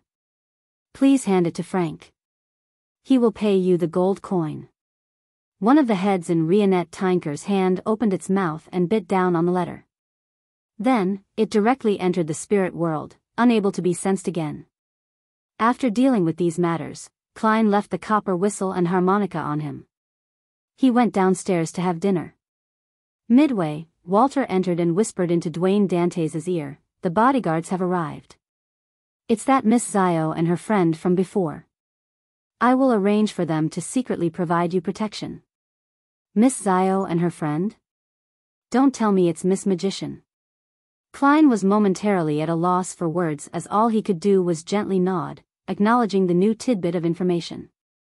His spirituality actually didn't sense that someone had infiltrated his house. However, this was very normal since it wasn't time for most people to sleep for the night. When it was that period of time, any abnormalities became rather obvious. Therefore, unless Klein specially used his spirituality to leave undetectable marks at key spots, or if the intruder had plenty of ill intentions towards him, he would find it difficult to notice them. In a bedroom on the 3rd floor, Zio and Furs each took a window. Through the glass, they looked down at the garden. This is my dream house. When I have enough money, I'll buy a house just like this in a scenic area. No, I'll still choose Backlund. There are more delicacies here, and it's more convenient, Furs said sincerely. With that said, she sighed inwardly. Unfortunately, I have the curse of the full moon. I can only continue improving myself. Otherwise, I'd have kept a house instead of selling it for cash. Zio traced her friend's gaze and looked outside, whispering, I lived in such a residence when I was little. Furs stole a glance at Zio. As she had no idea what to say, she changed topics. How should we provide him with protection? Zio retracted her gaze. When Mr. Dwayne Dantes is home and without guests, we'll just hide in the room and watch the surroundings to prevent anyone from infiltrating. When there are guests, we'll head to the adjacent room and keep close attention to any developments. We'll open the door at any moment to save him. If Mr. Dwayne Dantes were to head out, the butler will inform us ahead of time. I'll hide underneath the carriage to protect him while you'll follow on another carriage. Zio, you're becoming more and more professional. Furs seriously praised her before chuckling. I saw Mr. Dwayne Dantes' portrait just now. If you hadn't told me that the danger arose because of a business conflict, I would have suspected that the problem arose because of love. Before Furs finished her sentence, she suddenly saw a carriage stop outside the compound. Following that, a few policemen in black and white checkered uniforms got out of the carriage. What's happening?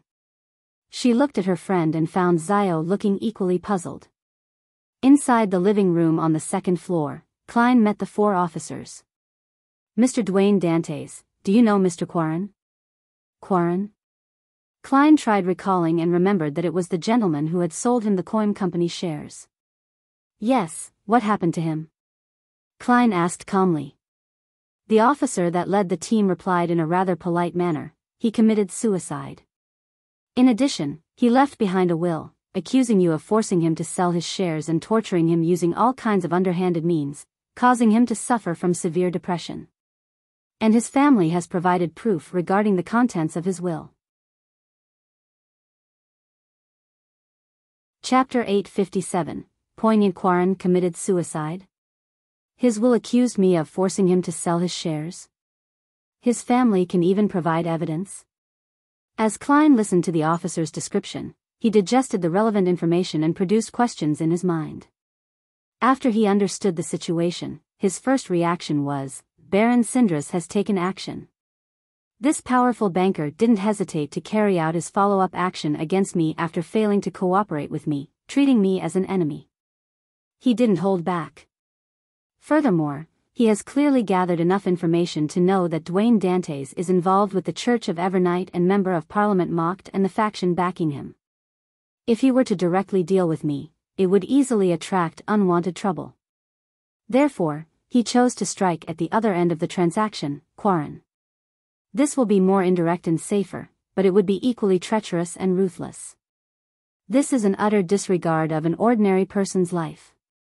Klein suddenly recalled the innocent people who collapsed during the Great Smog of Backlund. He couldn't help but feel a sense of rage surge within him as it bubbled to the surface but was ice cold. Klein used his clown powers to control his facial expression, making him look even more surprised as he asked, seemingly finding the situation incomprehensible, "Are you certain you aren't joking?" The leading officer nodded solemnly. "If we didn't have sufficient clues to support it, we wouldn't disturb a gentleman like you. Mr. Dwayne Dantes, I'll have to trouble you to follow us to the station for further investigations." Despite looking unperturbed, Klein's mind was racing. Just as he was about to say something, he suddenly noticed something illogical. Regardless, murder is a serious crime in the current Lone Kingdom.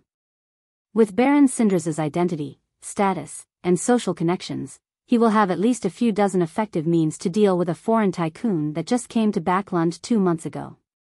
There's no need to go this far. After all, as a member of high society, he will more or less understand or be in contact with beyonder powers. He knows that there are all kinds of incredible means to pursue the true murderer. Unless he's completely confident, taking the risk to frame someone for murder is definitely the worst choice. If Syndra's were to use his authority to suppress the investigations of the official beyonders, it will definitely be more effective and simpler to employ other means. Even if he temporarily isn't aware that I'm about to work with the military, he's definitely aware of my connection with the Church of Evernight and Member of Parliament Mocked. He wouldn't do things in such a simple and brazen manner. Most importantly, even if he's the kind of murderer who would kill for 3% shares, why didn't he do it earlier? He could have held Quarren at gunpoint early on, resolving the matter without causing any fuss. Klein glanced at the officers in front of him while in thought without immediately giving an answer. And in an adjacent room, Biyao and Furs were leaning against the wall. Using the latter's ability to open a small door, they didn't miss any parts of the entire conversation. "What do we do? If the police want to arrest him, do we still provide protection?" Furs, who lacked the experience of a bounty hunter, hurriedly suppressed her voice as she asked her friend. She never expected that the business conflict would result in a case of murder and suspicion of framing. The enemy she had imagined had transformed from an infiltrating murderous bandit into a police officer. She was momentarily unsure of what to do. Biyao was also in a dilemma. Usually, a bodyguard will only deal with illegal encroachers. But they have given a sufficiently sizable remuneration. Furs was surprised and amused by the response as she asked, "If he really is imprisoned, are you thinking of breaking him out of jail? Let's put aside the problem of danger. That way, you too would be wanted, and you won't be able to be a bounty hunter again. When the time comes, do you plan on fleeing elsewhere with this gentleman?" As she spoke, Furs, who had already come up with a story, discovered that Dwayne Dantes had a response. This elegant gentleman with white sideburns turned to look at Walter and said with a calm and gentle voice, "Two matters. First, visit Baron Syndra's and tell him that someone is trying to frame him." Walter revealed a rare look of surprise and confusion, finding his employer's instructions incomprehensible. From his point of view, this matter was highly likely to be machinated by Baron Syndra's. It was pointless visiting him, as it would only result in mockery. Klein smiled. He was a guest recently, and he had threatened me for the shares. Following that, Mr. Quarren met with his demise. I find it hard to believe that he wouldn't be under suspicion. Therefore, I believe that it's necessary to warn him. This is what a gentleman should do. The officers were slightly perturbed by what was said. They had the inexplicable feeling that the matter was more complicated than they had imagined. As for Walter, he was somewhat enlightened as he replied, "Yes, sir. I'll immediately visit Baron Syndra's and inform your friends and his of this matter. This way, if this wasn't done by Baron Syndra's, all subsequent trouble would be dealt with by him. If he were the mastermind behind this, by involving him in the name of kindly warning him and spreading the news, it could create sufficient pressure from public opinion. It would make it easier for Member of Parliament Mocked and company to rescue him. Smart. A good butler really helps." Klein silently praised him as he continued, "Second, Please call for my lawyer to handle this tiny inconvenience. After instructing his butler and valet, Klein looked at the few officers in front of him. All right, I'll follow you back to the station. I won't make things difficult for you. However, I wouldn't answer any of your questions before my lawyer arrives. The leading officer heaved a sigh of relief as he said with a nod, Thank you for your cooperation, Mr. Dantes. At this moment, in the adjacent room, Furs hurriedly said, Are we following? Yes. I'll hide underneath the carriage now and follow it to the station. We can't be certain that those police officers are real ones. Zio replied rather cautiously. She paused, seizing the moment to ask, What else do you wish to say? Furs thought for a moment and poignantly said, Nobles and tycoons are truly terrifying. Zio was taken aback. She didn't speak further as she walked to the window. Supporting herself with one hand, she nimbly jumped down, landing in the shadows of the building. A few minutes later, Klein and two officers boarded a carriage belonging to Dwayne Dantes. When he sat down, he looked at the thick carpet, his expression the same as before. At the police station, Klein was directly brought to an interrogation room. However, he didn't give a response, regardless of what the officer asked. Only when his lawyer arrived did he give an account. He said that he had only met Quarren once. He also mentioned that the negotiation of the share purchase was completely handled by a professional team, hence, he didn't personally involve himself in it. He repeated his statements, saying that he was unaware of anything else. This left the interrogator at a loss until he was called out of the room. After a while, the officer responsible for recording the statement walked in and said, All right, you may leave. A gentleman with an honorable status has vouched for you and paid for your bail. Klein didn't immediately stand up as he continued sitting in the chair. He looked up and asked, Who is it? The officer said with a respectful tone, Baron Sindras. Klein immediately revealed a smile as he slowly got up. He left the interrogation room with his lawyer before meeting up with his butler and valet. At the entrance to the police station, he met Baron Sindras once again. This powerful banker's hair was still neatly combed back, with silver and black interweaving with each other. Beside him was a valet and his bearded bodyguard. Thank you for your warning, Dantes. Few people would be so calm and sharp when they encounter such a sudden turn of events. Sindras smiled as he took 2 steps forward, reached out his palm, and shook Klein's hand. Klein replied with a smile, I was simply trusting your character. Sindras obviously didn't believe such lip service. He found an excuse and, with his bodyguard, boarded Dwayne Dantes's carriage. As for his valet, he sent him off to his luxurious carriage to instruct the carriage driver to follow behind.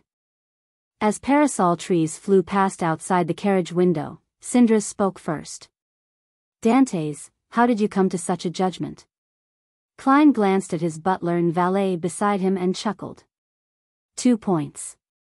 First, I believe that you will have a better solution. You wouldn't do something this violent. Sindras drank a mouthful of white wine on the carriage as he chuckled. Indeed. The corners of Klein's mouth twitched as he said, I'm very curious as to what kind of methods you would employ. He had only asked in passing, without the extravagant hopes of obtaining an answer. However, Sindras chuckled and said, with matters developing this far, it doesn't matter if I tell you. It's very simple, isn't your goal to enter high society? I plan to hire women of different ages. They will accuse you on different social occasions that you toyed with their feelings and bodies, but you refuse to be responsible for your actions. If necessary, I'll find a few toddling children to clasp you around the legs, calling you PA. Perhaps I might get some civilians to accuse you of seducing their wives and destroying their marriage. This is Lone, a rather conservative place. No one would wish to have such a person as a friend. Likewise, the Church of Evernight, who values marriage and a family, will also distance itself from you. It will be difficult to clear the air on such matters, yet, it wouldn't be a big deal. They wouldn't use their resources to help do an investigation for you. By the time you eventually find a loophole, your image would be hardened and known by all. How many people do you think will believe your explanations? You are just a newcomer and have yet to build a reputation. You aren't that trustworthy. Of course, if you were willing to accept my conditions, I'd stake my reputation for you. That will be the first step. Now, it wouldn't happen. Klein was almost stunned by what he heard. He found himself too inexperienced compared to a seasoned banker who had established a commercial empire for himself. I believe I should thank you, he replied with an unfazed smile. Second, if you really wanted the 3% shares, I wouldn't be your match when it comes to wealth. It would ultimately be better to force Mr. Quarren rather than killing him after the sale is completed. Sindras raised his right hand and pressed his fingers to the corner of his forehead as he chuckled. No, you're mistaken. I was bent on obtaining the 3% share. However, you're right about one thing. I did prepare an irresistible offer for Quarren, but he suddenly made a decision and completed the deal with you at an extremely fast speed. It caught me by surprise. Klein narrowed his eyes slightly as he suddenly fell silent. Returning to 160 Baclun Street, Zio circled the area and entered the third floor again, seeing Furs who had easily entered by using door opening. How is it? Nothing happened, right? Furs, who had only followed from a distance away, asked curiously. Zio shook her head in a slightly wooden manner. No. She then revealed a poignant expression. Nobles and tycoons are truly terrifying. Chapter 858, Generous on the tiny balcony of the master bedroom, Klein stood behind a railing in the form of Dwayne Dante's. He silently watched Baron Sindras's luxurious carriage depart. His mind was still resonating with the conversation he just had. He believed that there had been a secret plot behind the acquiring of the Coim Company's shares from the very beginning. According to Sindras, although the Coim Company has great potential and bright prospects, its current value is only limited to Backlund. It's constrained by many conditions, making it not worthy for a powerful banker to place such great importance on it that he had to take on a stance of being hell-bent on acquiring it. After all, even if he didn't succeed, it would only be a difference in monetary profit. It wouldn't result in any losses. For the seller, Quarren, it's very normal to be under external stress to sell his shares for cash. It's also very normal for him to be unwilling to see moneybags Baron Sindras from the Conservative Party. But herein lies the problem. As a businessman, faced with a deal that isn't considered important, the political inclinations are something to be considered when prices are similar. There's no reason to reject the possibility of receiving an extremely high premium. Yet, he had deliberately rushed to close the deal with Dwayne Dante's before Sindras could make his final offer. It's as if he has a grudge with money or views the Conservative Party with extreme prejudice. And this doesn't match the current political climate. The Lone Kingdom's internal politics hasn't reached such a splintered state. From the looks of it, someone is forcing Sindras to do this, and someone had designed a trap, using Quarren's 3% shares as the bait and me as the cover to lure Sindras into the trap, wishing to achieve a certain goal. Klein looked at the street lamps under the night sky as he sighed poignantly. Based on my assumption, if I hadn't discovered the problem tonight and hadn't sent someone to Sindras, the subsequent developments would definitely have me crushed by all kinds of seemingly incriminating evidence. And when the military or the Church of Evernight intervenes, there will undoubtedly be a twist in the evidence, incriminating Sindras. During this process, just a tiny misjudgment on Sindras's part will result in him treating Dwayne Dante's as an accomplice of the mastermind behind this ploy. He would use a rather intense method in response, hammering the final nail in my coffin.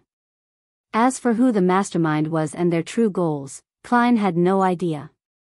All he could do was confirm that Ma'am Mary likely wasn't aware of the truth. She was only used due to her anxiousness to preserve her control over the Coim Company. In short, she wasn't qualified to be deeply involved in the mastermind's ploy. Environment protection. New party. Conservative Party. Bankers. Acquisition. Framing. One word after another surfaced in Klein's mind, seemingly allowing him to see through the present calm in Backlund. He saw the dangerous stirrings that were hidden beneath the surface. They existed for a long time and hadn't been quelled because of the Great Smog. It was even possible that it was just an extension of the tragedy. When all of these meshed together, mixed with the tense international environment, Klein suddenly thought of a word: revolution. In that second, Klein seemed to catch a whiff of the impending storm. Together with the prophecy of the apocalypse, I wonder how much chaos and madness are brewing in secret. Currently, my main goal is to start from the military and investigate the truth behind the great smog of Backlund. If I were to get caught up in this maelstrom, there's a high chance I'll get involved in unnecessary trouble. Perhaps it might expose my sequence powers, preventing me from continuing my act as Dwayne Dantes. Klein retracted his gaze, having made up his decision. It was to quickly extricate himself from the matter. As for Syndra's safety, he wasn't too worried. First, the former had the Conservative Party backing him, and he had his own faction. With him on alert, it would be difficult for him to suffer any further harm. Second, Klein didn't have any deep ties with him, thus, providing a warning had already spoken volumes of his character. As for the truth behind Quarren's death, he had no right to carry out any investigations. All he could do was trust in the Nighthawk's rich experience and the myriad of means to have a chance of finding the real clues. How should I extricate myself? As long as the shares are with me, it implies that I'll ultimately remain center stage. Get Ma'am Mary to acquire it ahead of time? That will be very difficult. She likely doesn't have the funds. Sell it to Syndra's? That will be in violation of the contract. Amidst Klein's flurry of thoughts, he gradually had an idea. His facial muscles twitched a little for some baffling reason before they relaxed. This was because what he wanted to do was something he had planned on doing but lacked the ability to do so. Furthermore, it would also benefit him by establishing an image, bettering his chances of entering high society. In the room adjacent to the balcony, Biyao and Furs were observing the streets and garden. One of them was looking at the crimson moon that was half hidden behind the thick clouds. There was a prolonged silence. Only when Dwayne Dantes' lights were extinguished did Furs turn to look at her friend. She said in excitement and clear poignancy, "Being a tycoon sure isn't easy. If you were him, you might have gone bankrupt in 3 days and be sent to jail." Biyao shot her a glance and said, "I can hire a powerful butler, a professional lawyer, and a capable business secretary to help me." Furs didn't continue putting her down as she said with a smile, "If I were you, I would change all of it to cash, bonds, and property. I'll use the annual income they bring about to maintain a decent life." Just as she said that, she saw Biyao frown slightly. She cast her gaze towards the first floor. What happened? Furs tensed up. Biyao observed for a few seconds before saying, "My spiritual perception tells me that an item or matter related to black magic has appeared." One of the biggest advantages of a sheriff was that when they were close enough, they could sense matters related to evil, chaos, and madness that weren't screened. Black magic? Furs was considered a senior beyonder, so she wasn't unfamiliar with that. Strictly speaking, anything that didn't pass through the 7 orthodox deities was considered as black magic. It included ritualistic magic that prayed to secret existences. In the typical sense, black magic referred to the use of flesh and blood, hair, and all kinds of strange items to cast strange spells. It partially involved evil gods, one's beyonder powers, the spirituality of the materials used, and the correct symbols and magic labels. Biyao nodded heavily and said, "Yes, it's on the first floor.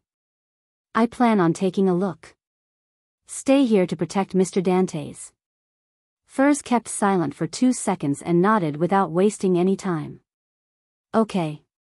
After Biyao left the balcony's half-open room, Furs took out Lamino's travels from a hidden pouch, prepared to immediately take action if anything amiss happened.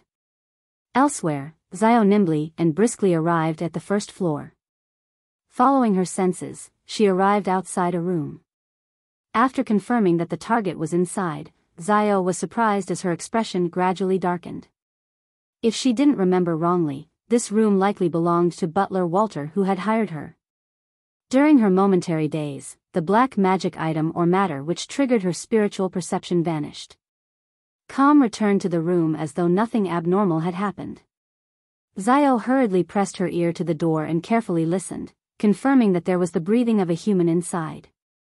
After waiting for a while and seeing that Walter wasn't doing anything else, she returned to the third floor with a look of suspicion. She recounted her findings to her friend and finally said, "Do we feign ignorance, or think of a way to remind Mr. Dantes?" First thought and said, "Perhaps the butler doesn't have any ill intentions? Let's keep observing." After deciding on their stance, she'd sked in wonder. "I have to say that Mr. Dwayne Dantes is a really pitiful person. Not only was he used by others to harm Baron Sindras and get framed, nearly throwing him into jail and losing his reputation, but he also has a butler who researches black magic with an unknown motive. Sigh, I hope he doesn't lose his life because of that. On this front, he's only a helpless commoner." Xiao nodded in agreement. "If we're unable to determine the butler's intentions after 3 days are over, we can leave a slip for him to warn him." The next morning, Klein glanced at Walter in a normal fashion after having breakfast before leaving home with Richardson. He rode a cathedral to St. Samuel Cathedral. After the preaching and prayers, Klein didn't make any donations. Instead, he directly came to Bishop Electra. "Is there something?" Although this bishop was under immense stress due to the infiltration of Cheney's Gate, he was still rather friendly when dealing with the faithful. Klein smiled and replied, "I've recently been involved in certain matters and have come to recognize my true self." Without waiting for Electra to inquire, he continued, "I wish to establish a foundation that targets the poor. I hope that they can receive help from the church. I will place the coin company shares I have on hand into this foundation, so as to kickstart this initiative using all the funds obtainable from the contract." Electra was nearly stupefied by what he heard because it was definitely a sizable sum. Although it wasn't public knowledge how much Dwayne Dantes spent on acquiring the 3% shares, just from the relevant sources of information, it was estimated to be over £10,000. Furthermore, the future returns were nothing to scoff at.